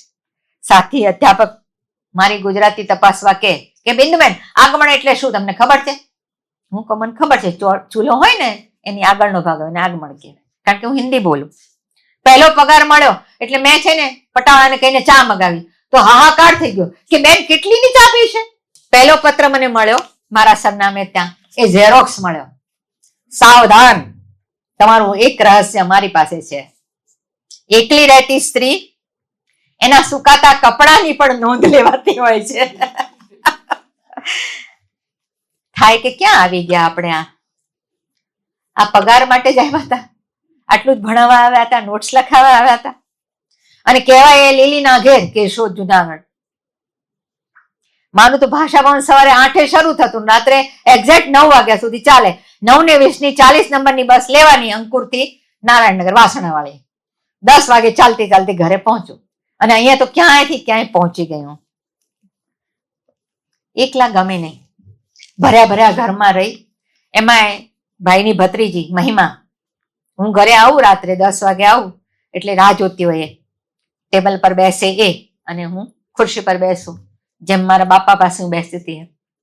પછી મને કે દીદી હું તને કંપની આપું, પણ મકાન માલિકની છોકરીને ફોસલાવીને બોલાવું. રસોડું ચાલુ નહોતું કર્યું અને આજે મને એમ થાય છે કે રસોડું ચાલુ ન કરવું જોઈએ. ક્યારેક ક્યારેક રાંધી લેવાનું. અને મેં તો નક્કી જ કર્યું છે કે મેં આદર્શ ગૃહિણીનો મારે કોઈ મેડલ લેવાનું નથી. હું સારી વ્યક્તિ બની શકું તોય ઘણું. આ બધી બહેનો એ જો મારી જેમ જો સ્વીકારતા શીખી જાય તો સારું, તો ઓછી ખર્ચાશે, ઢીચણ વધુ ચાલશે. એટલે ટિફિન આવે એની ચર્ચા કે બેન તો રાંધતી નથી, પછી થોડું ખાવું અને બાકી તો ગાયો ખાય. પણ એ કોલેજમાં પણ મને એ ખારા સૌંદર્યમાં પણ મીઠી વીરડી મળી. મારી દોસ્ત હર્ષા ભટ્ટ, સંસ્કૃતની અધ્યાપક, અને એના પતિ ગોપાલભાઈ ભાલોડિયા પટેલ, બંને બહુ વિદ્રોહ કરીને લગ્ન કરેલા અને નિર્ણય કરેલો કે 6 ભાઈઓ છે, સૌથી નાનો ભાઈ દિયર 12મા ધોરણમાં આવે પછી જ બાળક આવવું જોઈએ. એટલે એની સાસુએ તો કહ્યું કે આ છોકરાને ફરી પરણાવવો પડશે કારણ બાળક નથી. એવા આદર્શ પતિ પત્ની બુનિયાદી શિક્ષણમાં બંને તૈયાર થયેલા. મને એમની નજીકમાં ઘર મળ્યું અને એમાં પછી મારી બા મારી પાસે રહે, એટલે એ હર્ષાબેનને બા સાથે વધારે ફાવે. અખે પાત્રમાં હરિપ્રિયા અને ભલાભાઈના પાત્રો છે, એમાં ક્યાંક તમને એમની રેખાઓ દેખાશે.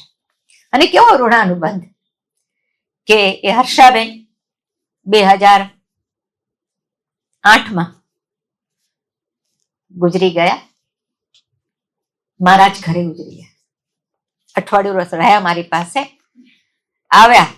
મારી બાને બહુ જેનું હતું એટલે આવીને મને કહે છે કે મને સપનું આવ્યું કે બાએ મારા માથે હાથ મૂક્યો અને કહે કે તું આવી ગઈ.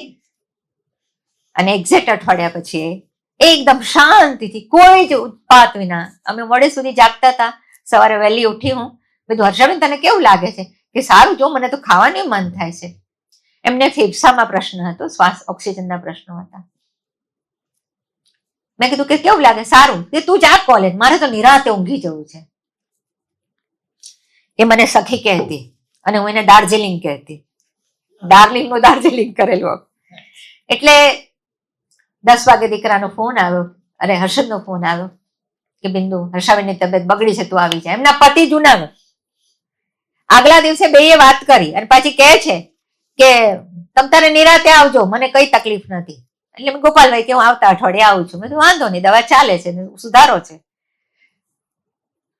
દીકરો, મારા દીકરાએ બહુ છે એમની ચાકરી કરી. હર્ષદે પણ બહુ સાચવા એમને. એ ઉઠાડીને એમને બ્રશ કરાવવા ગયો પણ એ હલ્યા નહીં. મામી મામી કેટલું બધું કહ્યું. મારી બાએ એને વહુ કરેલી. એ કહેતી કે મારે દીકરીનું લેણું નથી, પણ એ તો પ્રેમ તો દીકરીને જ કરતી હતી, વહુને નહોતી કરતી. એ દોડતો હર્ષદ પાસે ગયો. હર્ષદ નાતા હતા, એને બારણું ખખડાવ્યું. આવ્યા, બે જણાએ જોયું. ચાદરનો સળ પણ બદલાયેલો નહીં, કશું જ નહીં. જાણે મુક્તિ માટે જ મારા ઘરે આવી હતી, પૂર્વના ઋણાનુબંધ પૂરા કરવા. એ દિવસોમાં કેશોદમાં બા મારી પાસે રહેતી. તો એ દિવસોમાં પોતાના બાળપણને યાદ કરીને બહુ જ રડે. આંસુ ન આવે પણ બહુ જ વ્યથિત થાય. ઓય રોવ. કરાચી ને બાળપણ એની જ વાતો, અને મારા બાપા વિશે વાત ખાસ કરતી. એ સમયે મેં મારી બાને સ્ત્રી રૂપે ઓળખી. ભાડાનું ઘર, કાળો ટ્રંક, પાકિસ્તાન રિટર્ન છે મારી પાસે, આવડો મોટો કાળો ટ્રંક આજે પણ. એ મારું ટેબલ. રમેશ રાદવેનો આદેશ આવ્યો કે લેખ કરો દીપ નિર્વાણ અને બાણ ભટકી આત્મકથા ઉપર તુલનાત્મક. મથી છોડી દઉં, મથું છોડું. છેલ્લે તો ટપાલ લખી કે નહીં રમેશભાઈ નહીં થાય, છતાં એમણે જીત કરીને લખાવ્યો. અને એ મારો કોઈ પુસ્તકમાં આવેલો પહેલો વિવેચન ગ્રંથ. રમેશભાઈ જોડે મારા ઘણા બધા ઋણાનુબંધ છે. એક તો એ કે એમના સાસુનું નામ કમળાબેન, મારી બાનું કમળાબેન. એમના સસરાનું નામ ગિરધરલાલ, મારા બાપાનું નામ ગિરધરલાલ. એમણે પણ મોટી ઉંમરે લગ્ન કર્યા. એમના પત્ની પણ મોટા એમનાથી, હું પણ મારા પતિથી મોટી. એમના બીજા લગ્ન, મારા પતિના પણ બીજા લગ્ન. અમારે ઘણું બધું મેળ. અને એમના ઘરે જ અમારા લગ્ન થયા, માત્ર અમારી જન્મ તારીખે. અને માત્ર 450 રૂપિયામાં અમારા લગ્ન સંપન્ન થયેલા. આઈસ્ક્રીમ અને વેફરનો ખર્ચો રમેશભાઈએ કરેલો, અમે કશો જ નહીં. 2 વર્ષ પછી સુરેન્દ્રનગરમાં ગવર્મેન્ટ કોલેજમાં પાછી નિમણૂક મળી. સર પાસે ગઈ. વગર કહે સમજી ગયા. મને શ્રીકાંત વર્માની હિન્દી વાર્તાઓના ગુજરાતી અનુવાદમાં જોતરી. મારી ગુજરાતી પુનર્નવન પામી. એકવાર સરને બનારસ ડાયરીના અંશો મોકલ્યા. એમણે કહ્યું, લખ, ટેબલ પર બેસીને જે દેખાય એ ગદ્યમાં ઉતાર, વારંવાર લખ, એમ જ ગદ્ય ઘડાશે. હિન્દી ગુજરાતી નવલકથાનો એટલો બધો અભ્યાસ થયું કે શું લખું તો નવલકથા જ મને આવે. મારા મનમાં ઘટનાઓ જ વધારે હોય. કવિતાનો જીવ મારો હમણાં ઉઘડ્યો છે. આ 2017માં હું ડીડી હાટ ગઈ અને અચાનક હિન્દીમાં કેટલી કવિતાઓ, લગભગ 150 ઉપર આવી છે. નવા વિષય પર લખવું છે, નવી રીતે લખવું છે. હિન્દીમાં વાંચ્યું હતું, ગુજરાતીમાં પણ વાંચ્યું. એવી રીતે લખવું કે એ નોંધાય. માત્ર મારે લખવું નહોતું. અને આજે પણ કહું છું કે મારે માત્ર લખવું જ નથી, કારણ કે લખવામાં તો રેસીપી આવડી જાય એટલે બધું ઘણું થાય વિજયભાઈ. એકવાર આવડી ગયું એટલે પતી ગયું. ના, એ નથી કરવું. તમને અંદરથી તમને લખતા પોતાને વિસ્મય લાગે કે અરે હા આ તો નવું છે, તો આગળ ચાલો. બાકી આવું તો મેં કાલે કર્યું હતું, શું મતલબ છે એનું? તો એટલા બધા વૃક્ષો ન બચી જાય, પર્યાવરણના કેટલા પ્રશ્નો સોલ્વ થઈ જાય. અસુંદર કહેવાતી યુવતીની સૌંદર્યની શોધ. વિષય હું જ, બીજ હું જ. પણ બીજ એ જ આખી નવલકથા નથી. હે, કોઈ પણ વૃક્ષ એ માત્ર બીજ નથી હોતું. એમાં ધરતી, ખાતર, પાણી, પ્રકાશ, પણ અને મેં જોયેલા ને કલ્પેલા પરિવેશમાંથી જ મને મળેલા ને. મારા લેખનમાં મારો સમય સદંતર ગેરહાજર હોય એ તો લેખક તરીકે મારી મર્યાદા જ ગણાય. આપણે ત્યાં જે રીતે વર્ણનો થાય કે પછી વૃક્ષ ડોલ્યું ને પંખી ઉડ્યું અને આ બસ આમ વળી ને આમ વળી, કયા લોકાલ કયો છે? ભૂગોળ તો કહો ભાઈ. એ બાબતે હું બહુ સ્પષ્ટ હતી કે મારી નવલકથામાં હું એને કલા સ્વરૂપે જ જોઉં છું, આજે પણ જોઉં છું. હા, એમાં જીવનના સત્ય પ્રગટ થાય, કલાની રીતે આવે.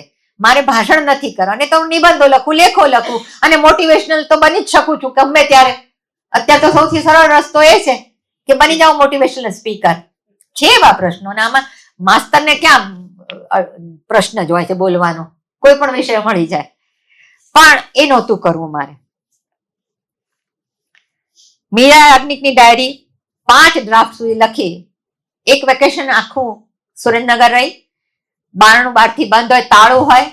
મારી બેન મારા માટે ટિફિન મોકલાવે, જમું, પાછું તાળું મારી દઉં.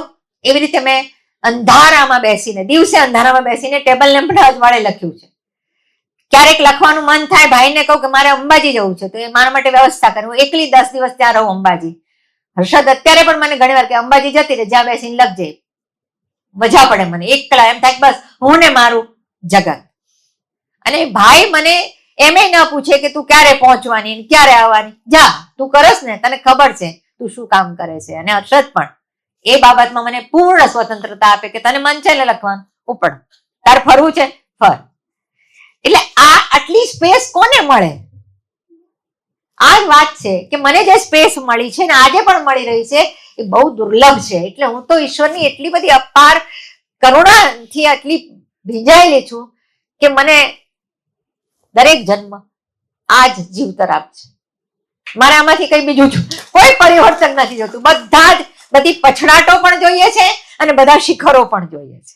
પહેલા એવું વિચારેલું કે ડાયરી એવી રીતે લખું કે એક છે યુવતી, એ હોસ્ટેલમાં આવી છે મહિના માટે, પીએચડીમાં રિસર્ચ કામ કરે છે અને એના રૂમના માળેમાંથી એક ડાયરી મળે અને એ મીરાની ડાયરી હોય. એ વાંચતી જાય, વિચારતી જાય, નોંધતી જાય.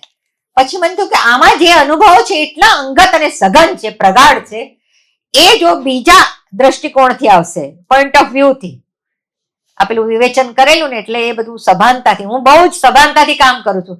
મારા માટે કશું પ્રેરણા જેવું નથી, કોઈ દિવ્ય તત્વ એ અર્થમાં નથી. હા, ક્યારેક ચમત્કારો આવી જાય છે, વાત કરીશ એની પણ. પછી થયું કે ના, આ નહીં શક્ય બને. એટલે પછી થયું કે સીધું વાચકને ડાયરી સોંપી દેવાની, એ જ જોવે ને વાંચે ને એ જ કમેન્ટ સમજે પોતાની રીતે. મને શહેર કે સ્થળની ભૂગોળમાં રસ પડે. દીકરો નાનો હતો, એને ક્યાંય જવાનું હોય તો હું નકશો કરી આપું, તો આમ જઈશ ને તો આમ આવશે, આમ આવશે, આમ આવશે, આમ. એવી રીતે હું બસમાં પ્રવાસ કરતા પણ આ બધું જોતી હોઉં. એટલે મને ગમે. હું મારા વિદ્યાર્થીઓ પાસે આવું હોમવર્ક કરાવું કે ચલો બેઠા છો, ક્લાસનું વર્ણન કરો શબ્દોમાં. આ મહેન્દ્રભાઈ આ કરે જ છે, શાક માર્કેટમાં મોકલે છે છોકરાઓને, બધું કરાવે છે કામ. હા, observe, to see is to create. જોવું એ રચવું, જોતા જોતા રચવું અને રચતા રચતા જોવું, બે પક્ષે છે, એ બંને નથી આમાં. એટલે સર પાસે ગઈ, એમની પાસે વાંચ્યું. એમણે કહ્યું you should come with a bang. એ વર્ષ હતું 89 નું, વેકેશન હતું. સુરેન્દ્રનગરથી અમદાવાદ આવી, પરિષદમાં રમેશભાઈને મળી. આબુમાં વાર્તા શિબિર હતી, વાર્તા લેખનની શિબિર. મને કે ચાલ અરજી કરી દે તું. પણ હું તો નવલકથા લખું છું, મને વાર્તાની બહુ બીક લાગે. હો ભાઈ, બહુ અઘરું સ્વરૂપ છે, મોટા મોટા લેખકોએ છોડી દીધેલું છે, પછી નથી લખતા. અગ્નિજીએ બહુ શરૂઆત કરી હતી, મેં ના લખી વાર્તાઓ. એટલે મને કે અરજી કરીને થઈ પડશે. અને એ શિબિર મારા માટે એક ચમત્કાર જ બની રહી. ત્યાં મને હર્ષદ ત્રિવેદી મળ્યા, કિરીટ દુધાત મળ્યા, રાજેન્દ્ર જોશી, મણિલાલ પટેલ, દીપક રાવલ, રવિન્દ્ર પારેખ, બધાઓ સાથે વાર્તા ગોષ્ઠીઓ માણી. મેં પણ મારો એક ગદ્ય ખંડ વાંચ્યો. મણિલાલ પટેલ કે તમારું પઠન બહુ સારું છે. વાર્તામાં કાંઈ નહોતું. ત્યાં મેં રઘુવીરભાઈને મારી નવલકથાનો ચોથો ડ્રાફ્ટ વાંચવા આપ્યો. સાંજે આપ્યો ને બીજા દિવસ સવારે તો પાછો કોમેન્ટ સાથે. એમને એક હતી કોમેન્ટ કે આમાં જે પેલી નાયિકાને સફેદ ડાઘ છે એ ન હોય તો સારું, કારણ કે લોકો સ્ત્રી લેખનમાં તરત અંગત જીવનના તાણા શોધતા જ ફરે છે. રમણલાલ જોશીએ લખેલું છાપામાં કે આ નવલકથામાં દાઢી વાળો છે કોણ છે. એ વખતે હું હર્ષદને પરણી ચૂકી હતી.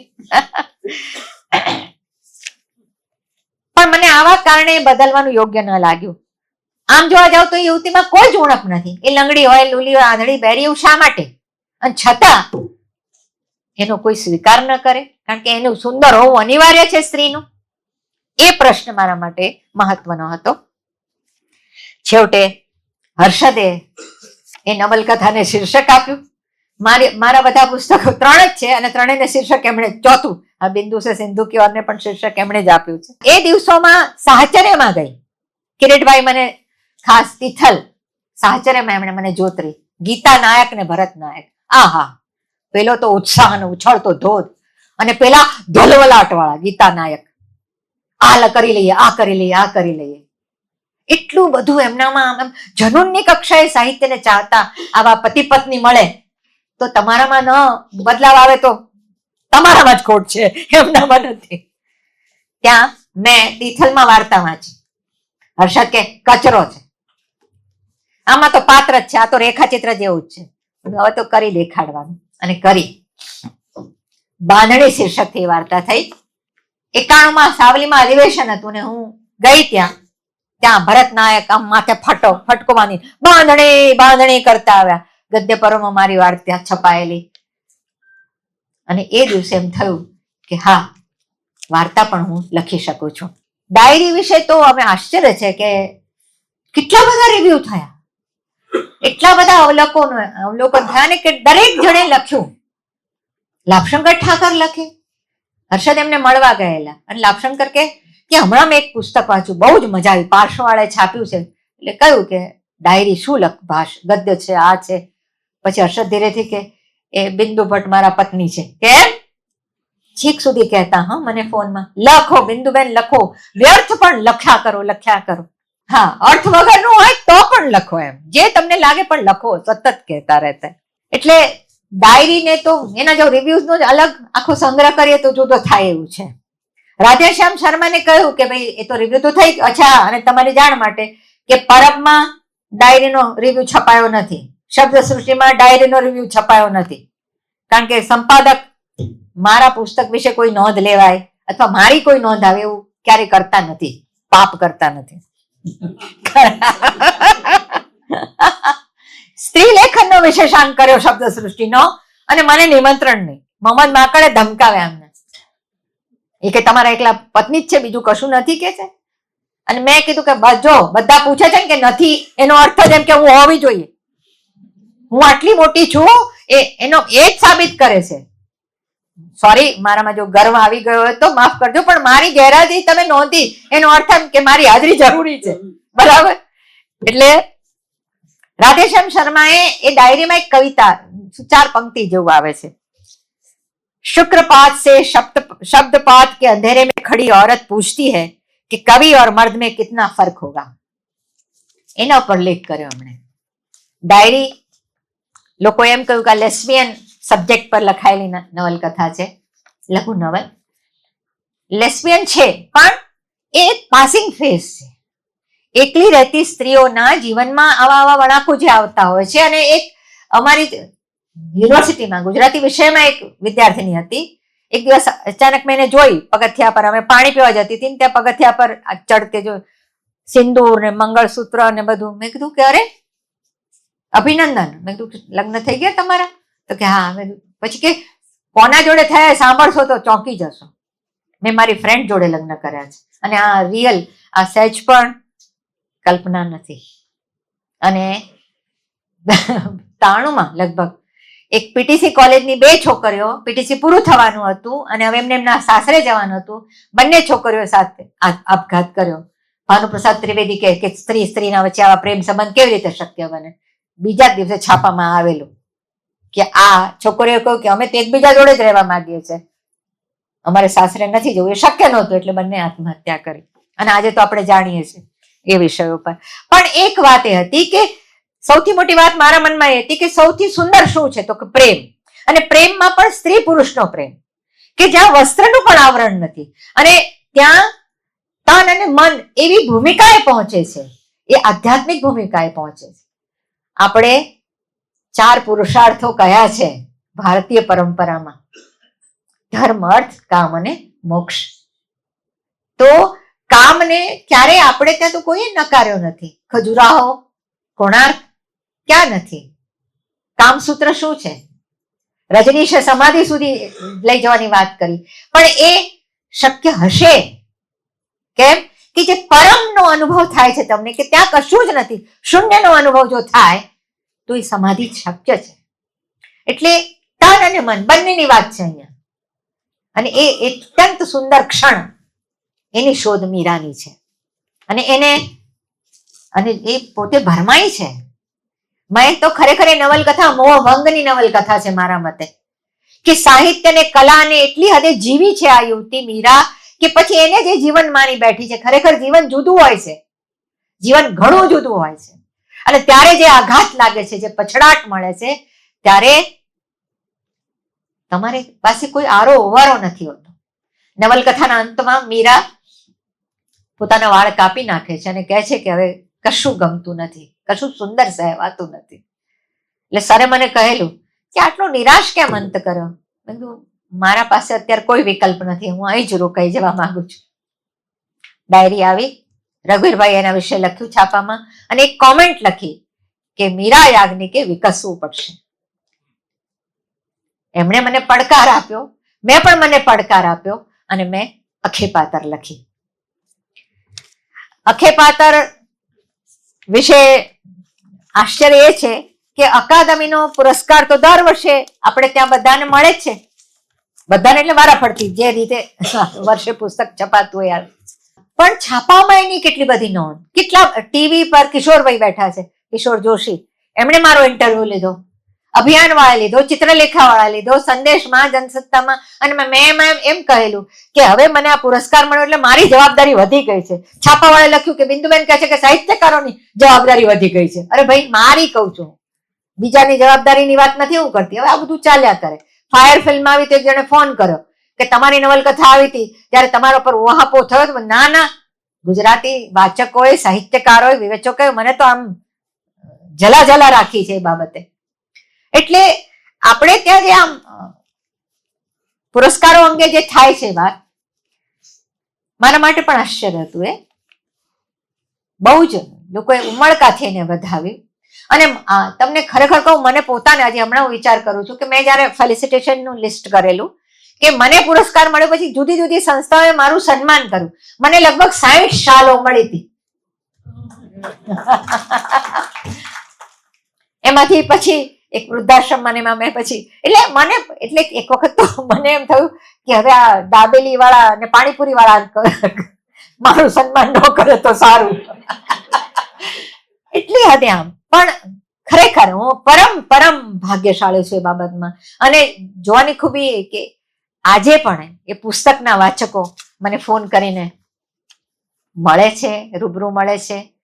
અને મીરા યાજ્ઞિકની ડાયરી એ જ વર્ષે મુંબઈ યુનિવર્સિટીમાં ટેક્સ્ટબુક થઈ. અખેપાતર લગભગ બધી યુનિવર્સિટીમાં. બાંધણી એટલે મહેન્દ્રભાઈ, હું તો પાઠ્યપુસ્તકની લેખિકા થઈ ગઈ છું. પણ મારે પહેલેથી જ મેં તમને કહું છું કે મારે કોઈ થપ્પો કરવો ન હતો પુસ્તકોનો. મારે તો મારી ગરજે લખવાનું હતું. મને જયારે પુરસ્કાર મળ્યો અકાદમીનો ત્યારે મારા પ્રિન્સિપાલે મને રજા નહોતી આપી. હું કપાત પગારે ગઈ હતી પુરસ્કાર લેવા. બધા કે તમારા પ્રિન્સિપાલે ના આપ્યો. ના, એમનો વિષય નથી, એ તો મારી ગરજ છે કે હું એટલે લખું છું. હું ક્યાં એમના માટે લખું છું? હું તમારા માટે લખું છું. સંસ્થાને યોગ્ય લાગે એ કરે, મારી અપેક્ષા પણ નથી. એટલે કહેવાનો અર્થ એ છે કે મારે, અને આજે પણ એ જ છે કે મને જ્યાં સુધી અનિવાર્ય ન લાગે ત્યાં સુધી હું શબ્દને પ્રકાશમાં મૂકવા માંગતી નથી. અખેપાતરની વિશે મેં ઘણી વાર વાત કરી છે. મારી બા એ જ મોટો મૂળ સ્ત્રોત. લોકો કહે છે કે તમારી બા છે, પણ મજા કેવી છે નવલકથામાં, રચનામાં મજા એ છે પ્રતીક્ષાબેન કે આપણે રચનામાં આપણી બાને જન્મ આપીએ છીએ. બાએ મને જન્મ આપ્યો, મેં મારી બાને રચી.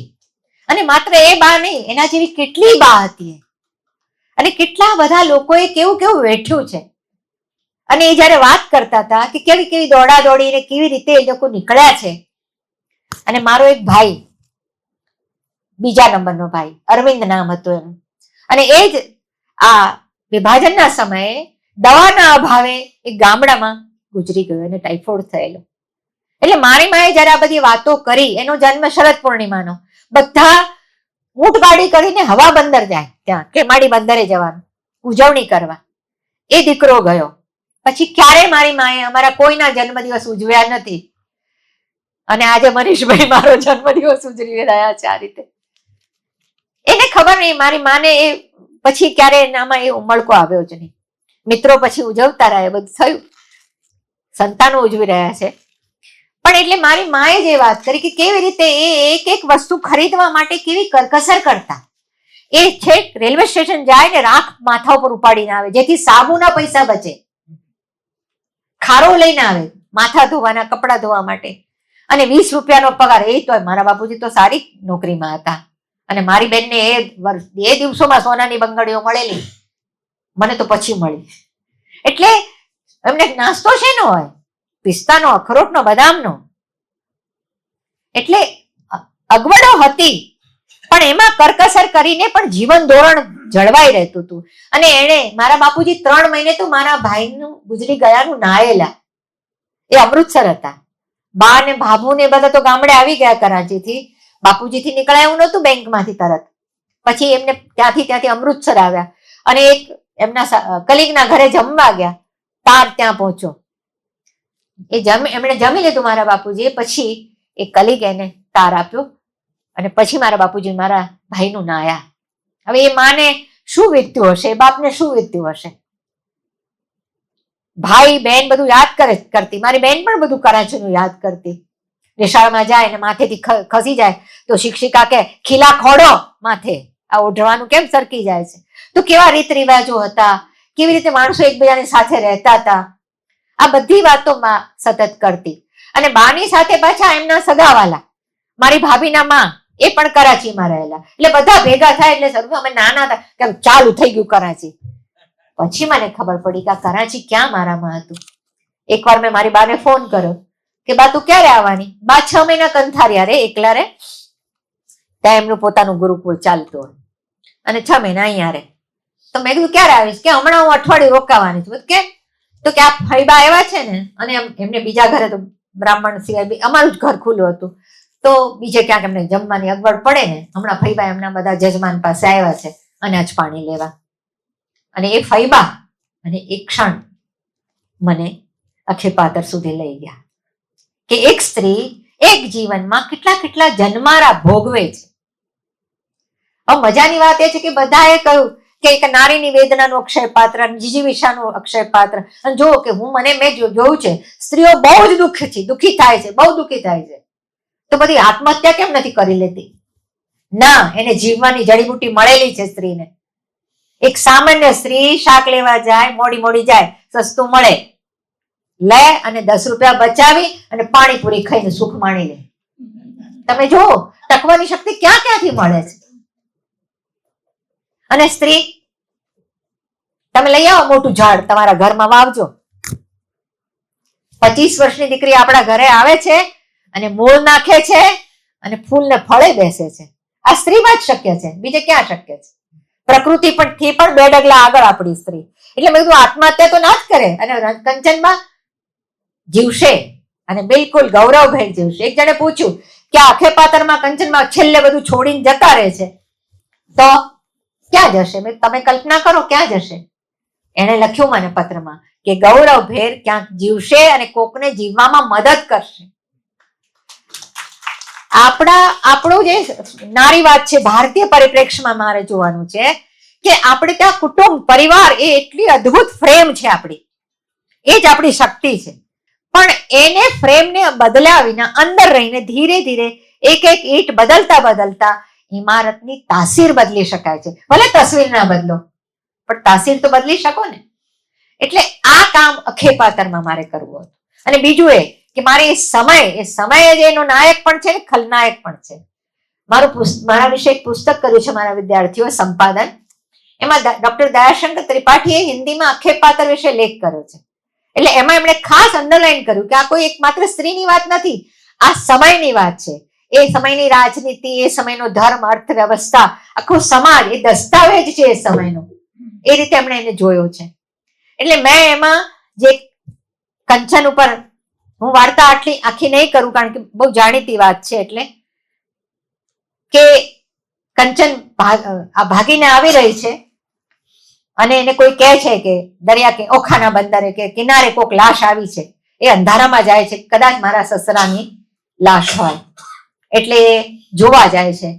સવારે પાછી આવે છે ત્યારે દીકરી પૂછે છે ને કે બા તારું મંગળસૂત્ર ક્યાં?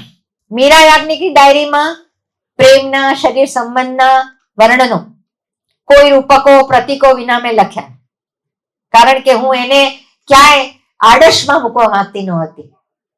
અખેપાતરમાં પ્રશ્ન એ હતો કે આમાં કેવી રીતે મારે એ સ્ત્રીના ઉપર બળાત્કાર થયો એનું વર્ણન કરવું, મારે કેવી રીતે એમાં એના યૌવનમાં એ પ્રવેશી છે અને એને પ્રેમ થયો છે એનું વર્ણન કરવું, મારે કેવી રીતે એના લગ્નની પ્રથમ રાત્રિનું વર્ણન કરવું. 78 વર્ષના કંચનબાને મારે તમારી સામે રજૂ કરવાના છે. મને નડે છે, મર્યાદા નડે છે, એ પાત્રની મર્યાદા નડે છે. હું એના બેડરૂમમાં એક હદથી વધારે ન ઝાંકી શકું તો હું શું કરું છું? કંચનના અમૃત સાથે લગ્ન થાય છે. પરીક્ષા આવતી હતી અમૃતની, મેટ્રિકની પૂરી થઈ. પછી એક રાત્રે અમૃતના બાપાના ફૈબા, ગંગા ફૈબા એને કહે છે કંચનને કે આ દૂધ લઈને અમૃતના રૂમમાં જા અને એ કે એમ કરજે. આટલું છે.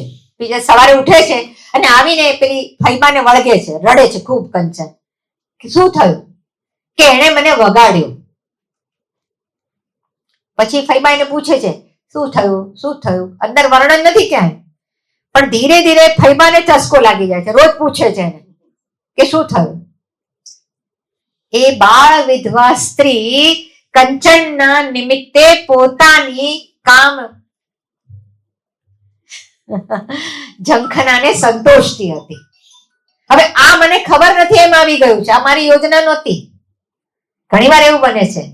હા, હું નકશો બનાવું છું, પાત્રો, સમય, સ્થળ બધું હોય છે, પણ એમાં ક્યારેક એવું આવી જાય ચમત્કાર જેવું. એ આ અમૃત જો એકવાર સાંભળી જાય છે કે કંચનને ફૈબા બધું પૂછી રહ્યા છે, પછી અમૃત કંચનને વળે છે કે તારે એની જોડે વાત નહીં કરવાની આ બધી.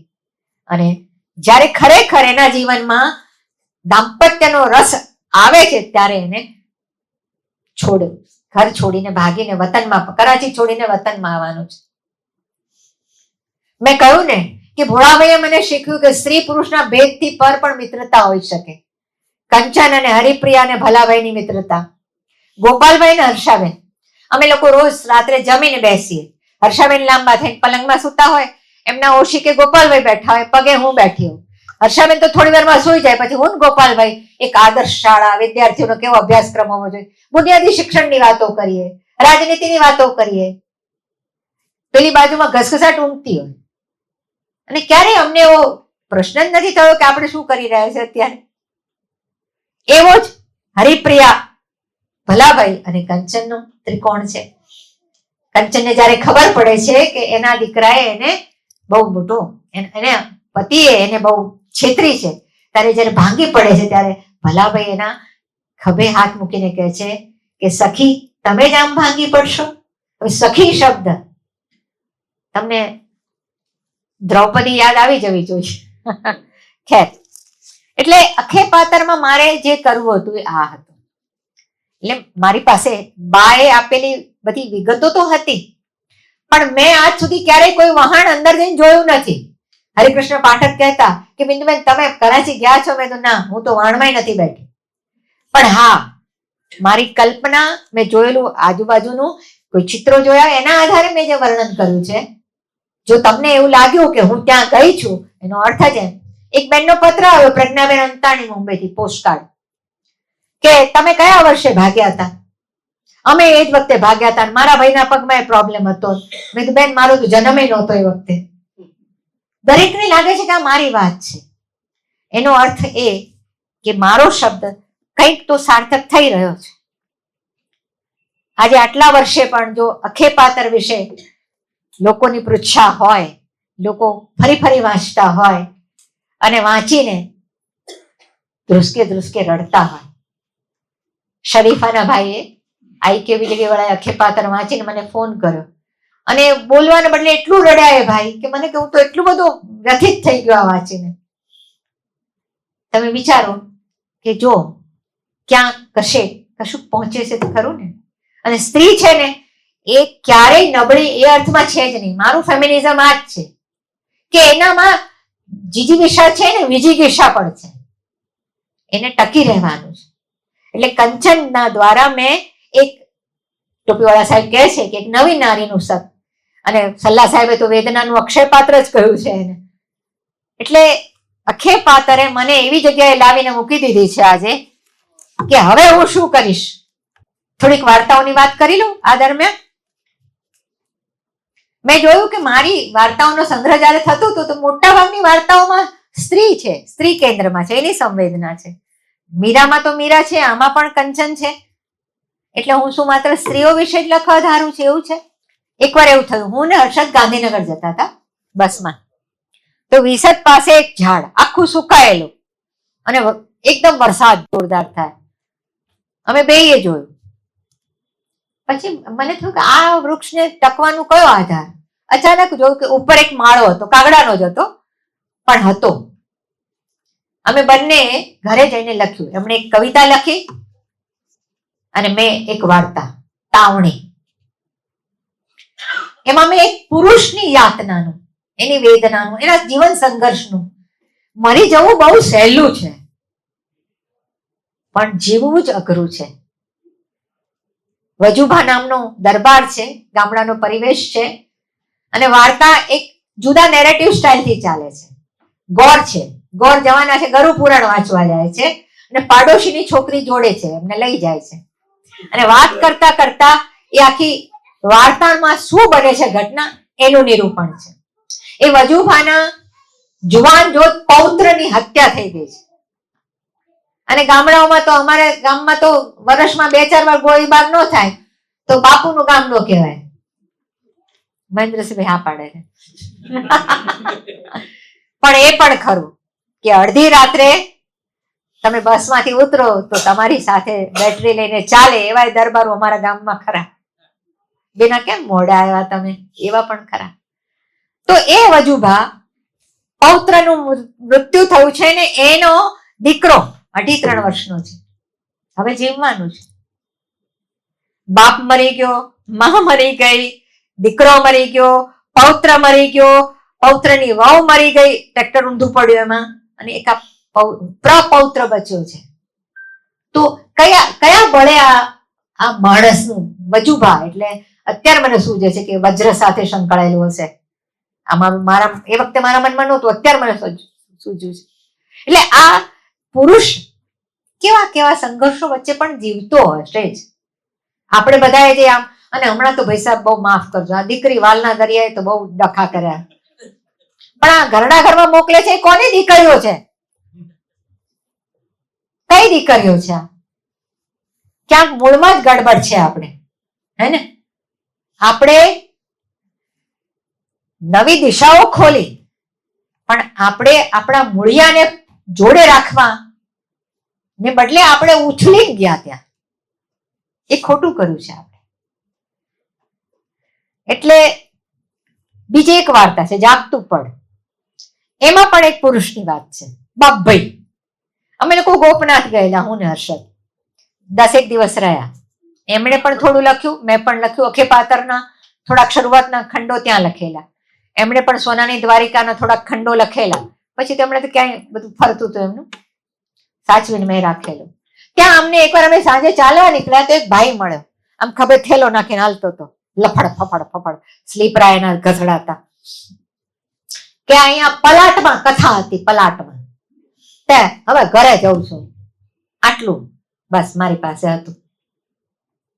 પછી આજુબાજુમાં સાંભળેલું કે અહીંયા કોઈ એક સાધુ હતા, રોજ પોતાના આંતરડા બહાર કાઢીને ધોવે, પછી દરિયામાં ધોવે, પછી જીવે. બધી વાતો ચમત્કારની બધી હોય આજુબાજુ, કોઈ પણ ધર્મસ્થળમાં હોય છે એવી. એ બાપભાઈનું મેં કેરેક્ટર નોંધી લીધું ડાયરીમાં, અને પછી ધીરે ધીરે એ બાપભાઈ મને જડ્યા જાગતા પડ રૂપે. એકલી રહેતી સ્ત્રી છે ને એના વિશે, અને મોટી ઉંમરમાં પણ એકલી હોય ત્યારે એને છે ને પહેલેથી જ એક શંકામાં જીવવાની ટેવ પડી જાય. એને સતત એમ લાગે કે હું એકલી છું એટલે કોઈ મારો દુરુપયોગ કરશે, મારા પર અહેસાન કરીને મારો દુરુપયોગ કરશે. માફ કરજો, હું સુરેન્દ્રનગરમાં ભણતી હતી ત્યાં કેટલીક 1-2 બહેનો નવી નવી આવેલી, તો ત્યાંના બધા સિનિયર વિદ્યાર્થીઓ 10 વર્ષથી TYBA માં જ હોય. એ કે બેન તમે મૂંઝાશો ને, હું તમારા આટલું ઘર ભાડાનું મકાન શોધી કાઢું છું ને, આમ ને તેમ. પેલી બહેનો બિચારી આવી જાય, ભરમાઈ જાય, ઓબ્લાઇઝ થઈ જાય, અને પછી ફસાઈ જાય. એમાંની જ એક બહેન વિધર્મીને પરણી, એ વિધર્મીએ પાછા બીજા 2 લગ્ન કર્યા, અને અત્યારે રહેસાઈ રહી છે. ખેર, એટલે એકલી રહેતી સ્ત્રી છે ને એને એક તો સતત એ રહે કે ક્યાંક મારો ઉપયોગ ન થાય, એટલે એ છે ને સતત હું કરી લઈશ એમાં રહે, ઓબ્લાઇઝ થવાથી ડરે. એવી આ સ્ત્રી છે જાગતું પડમાં, એકલી નીકળી ગઈ છે, ભૂલી પડી છે, અને એમાં રસ્તામાં એને બાપભાઈ મળી જાય. બાપભાઈ કે હાલો, અને બાપભાઈની જોડે ધીરે ધીરે ચાલતી જાય. આજુબાજુનો પરિવેશ, લોકો, સમય, ભૂગોળ બધું જ આવે.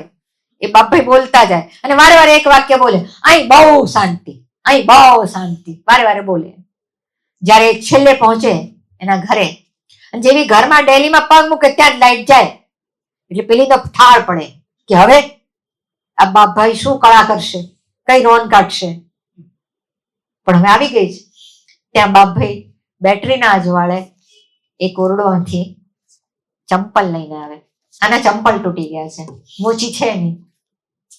એ ચંપલને માપ એક 10 વર્ષની બાળકીનું છે. કેટલો એકલો છે આ માણસ.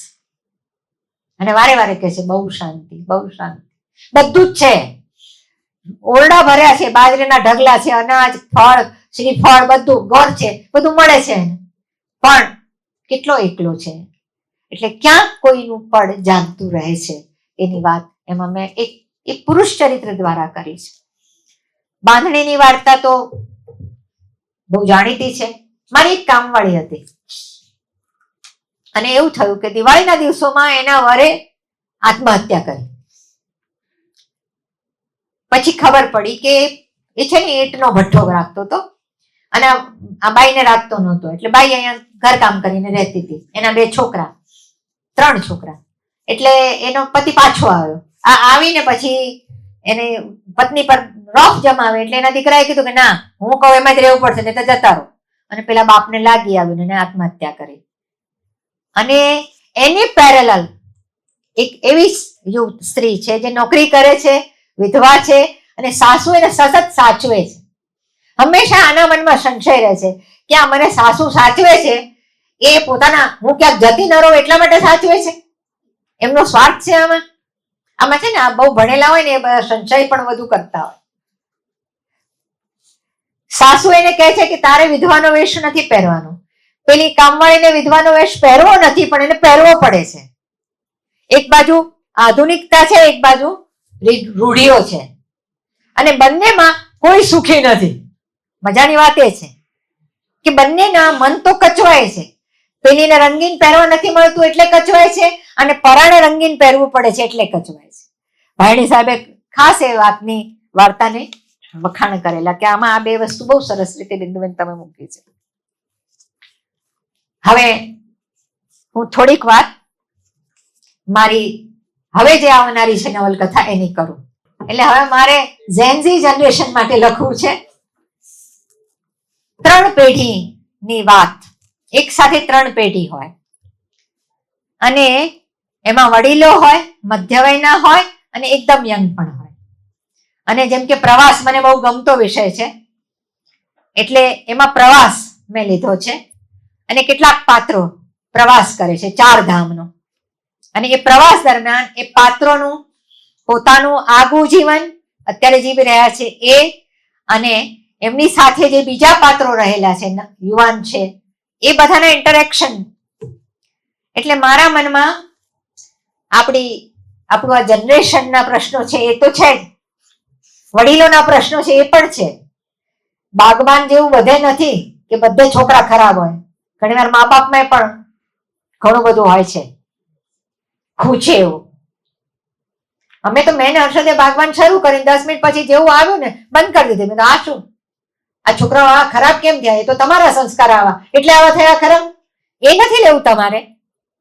મારી એક છોકરીએ આત્મહત્યા કરી ટીવાયમાં દિવાળીના વેકેશન પછી ખબર પડી મને. તો હું એટલી દુઃખી થઈ ગઈ કે મેં અને બહુ નજીક હતી મારી છોકરી. તો હું એટલી દુઃખી થઈ ગઈ કે મેં એને શું આવું ભણાવ્યું કે છોકરી કેમ આત્મહત્યા કરી? વાંક મારો પણ છે ને, મા બાપનો હોય કે ન હોય, પણ મારો તો ખરો જ કે કેમ એને મારી પાસે આવીને વાત ન કરી. એટલે આ વાત જે આપણે જુવાનીઓ પર ઢોળી દઈએ છીએ એમાં આપણે આપણા ફાળા વિશે વિચારવાનું જ નહીં કઈ. આપણે સાવ દૂધે ધોયેલા. આવું એકાંગી કેવી રીતે હોઈ શકે? આપણે ત્યાં તો અનેક રીતે જોવાની, અનેક દિશામાંથી વસ્તુને જોવાની પરંપરા છે. અનેકાંતવાદ ક્યાં છે આપણે ત્યાં? છે જ ને, આ જ રીતનો છે કે તમે પણ સાચા ને હું પણ હોઈ શકું. એટલે આ મારે કરવું છે. અને બીજું મારા મનમાં સૌથી મોટો પ્રશ્ન પર્યાવરણનો પ્રશ્ન છે. અને હમણાં તો રોજ એટલી બધી દુઃખી રહું છું, કારણ કે ઉત્તરાખંડમાં, પંજાબમાં જે થઈ રહ્યું છે, અને હું જોઈને આવી છું બદ્રીનાથમાં ટનલ. શું થશે આ બધું સમજાતું નથી. એટલે મારા મનમાં એ પ્રશ્નો પણ છે. પણ મારે એ કળાના ધોરણે જ પાર પાડવા છે. જો નહીં થાય તો નહીં છાપીએ. આપણે 4થો ડ્રાફ્ટ ચાલે છે, નહીં મન બેસે તો નહીં. આપણે ક્યાં ઉપરથી લખાવીને આવ્યા કે આટલું લખવાનું જ છે. પણ લખવું છે તો એકદમ 100% સોના જેવું, નહીતર નહીં. ભેળસેળ તો બહુ થાય એવું છે. અખે પાતર આવી પછી મને ઘણાએ કીધું ફલાણા છાપામાં લખવું છે, ઢેકણામાં લખવું. મને ના ભાઈ, આ એક લખી લીધું બહુ થયું. કારણ કે મને ખબર છે કે હું બહુ રહેસાતી હતી. એટલું બધું લખવાનું મારા પર દબાણ રહેતું હતું. નોકરી હતી, ઘર હતી ને લખવાનું હતું. પણ ના, લખીને બરાબર છે કે તમે છપા દેખાતા રહો, છાપામાં આવતા રહો, બરાબર. પણ હંમેશા બધું દિખતા હે વહી બિકતા હે, એસા નહીં. અને હું તો નથી જ માનતી. એટલે મથી રહ્યું છું આ નવલકથા માટે. હજી એનું શીર્ષક પણ મળ્યું નથી મને, પણ પાત્રો મને બહુ અદભુત મળ્યા છે. મેં આ વખતે એક પ્રયોગ કર્યો કે 1 મહિનો વૃદ્ધાશ્રમમાં રહેવા ગઈ મારા મોટા બહેન જોડે. વૃદ્ધાશ્રમ તો ન કહેવાય, સિનિયર લિવિંગ. એકદમ લક્ઝુરિયસ લાઈફ છે. સવારે 7 વાગે ચા, 9-8 વાગે ગરમ નાસ્તો, 12 વાગે સરસ જમવાનું, બપોરે ચા, કોરો નાસ્તો, રાત્રે અદભુત જમવાનું, ખીચડી ને ભાજી પાઉં ને પીઝા બધું મળે. એટલું સરસ. ખરેખર તો એમ થાય કે આના કરતા ઘરે આ બધી માથાપોડ કરવા લઈને ત્યાં જતા, ત્યાં રહી હું. પણ મેં જોયું કે મોટા મોટા બંગલા વાળા, એક તો ન્યાયાધીશના પત્ની, એટલો મોટો બંગલો કે એકલી રહીને શું કરું? છોકરાઓ તો પરદેશ છે, તો મારે કાયમ ઝાડુ પોતા જ કરાવવાના કામ વાળાને, મારે ચોકીદાર તરીકે રહેવાનું નથી. જોતો મારે બંગલો, છોકરાને કહી દઉં તારે જે કરવું એ કર, હું તો અહીં રહીશ. એક બેન એવી મળી કે દીકરા વહુ કહે છે મારે નોકરી કરવી. મેં તો આટલા વર્ષ તમને બધાને મોટા કર્યા, હવે તમે જાણો તમારા છોકરા જાણે, હું તો અહીં શાંતિથી રહીશ. એક કપલ એવું હતું કે ખબર જ ન પડે કે પતિ પત્ની છે કે શું છે. વચ્ચે વચ્ચે આવે, મળે, રહે, થોડા દિવસ પાછા ગુમ થઈ જાય. એક રૂમ એમણે એવી રીતે રાખેલો. હશે કે એક શક્ય નહીં હોય, એમને જોડે રહેવાનું શક્ય નહીં હોય. વચ્ચે વચ્ચે વિસામો લેવા આવતા હશે, શ્વાસ લેવા આવતા હશે. એક બેન અમેરિકાથી અહીંયા, અને કારણ શું કે હવે કહ્યું કે તમને સસરાને કેન્સર થયું, એના ટેન્શનમાં મારું બાળક ગુજરી ગયું, એબોર્શન એટલે ગર્ભપાત થયો. હવે પેલી બેન કે એમાં મારા વરની માંદગી ક્યાં આમાં કારણ આવી? અને આવે પાર્ટી રાખે એટલે વહુને બેની બેનપણીઓ પૂછે તારા ઘરમાં કેટલા ડસ્ટબિન છે? હવે તો પગલું છે ને આ શબ્દ વાપરે છે ને ઘરડાઓ માટે. તો ડોશીમાં આવી ગયા અહીંયા કે હવે તો અહીં જ રહે, દીકરાને જે કરવું કરે. એટલે કેવા કેવા પ્રશ્નો છે.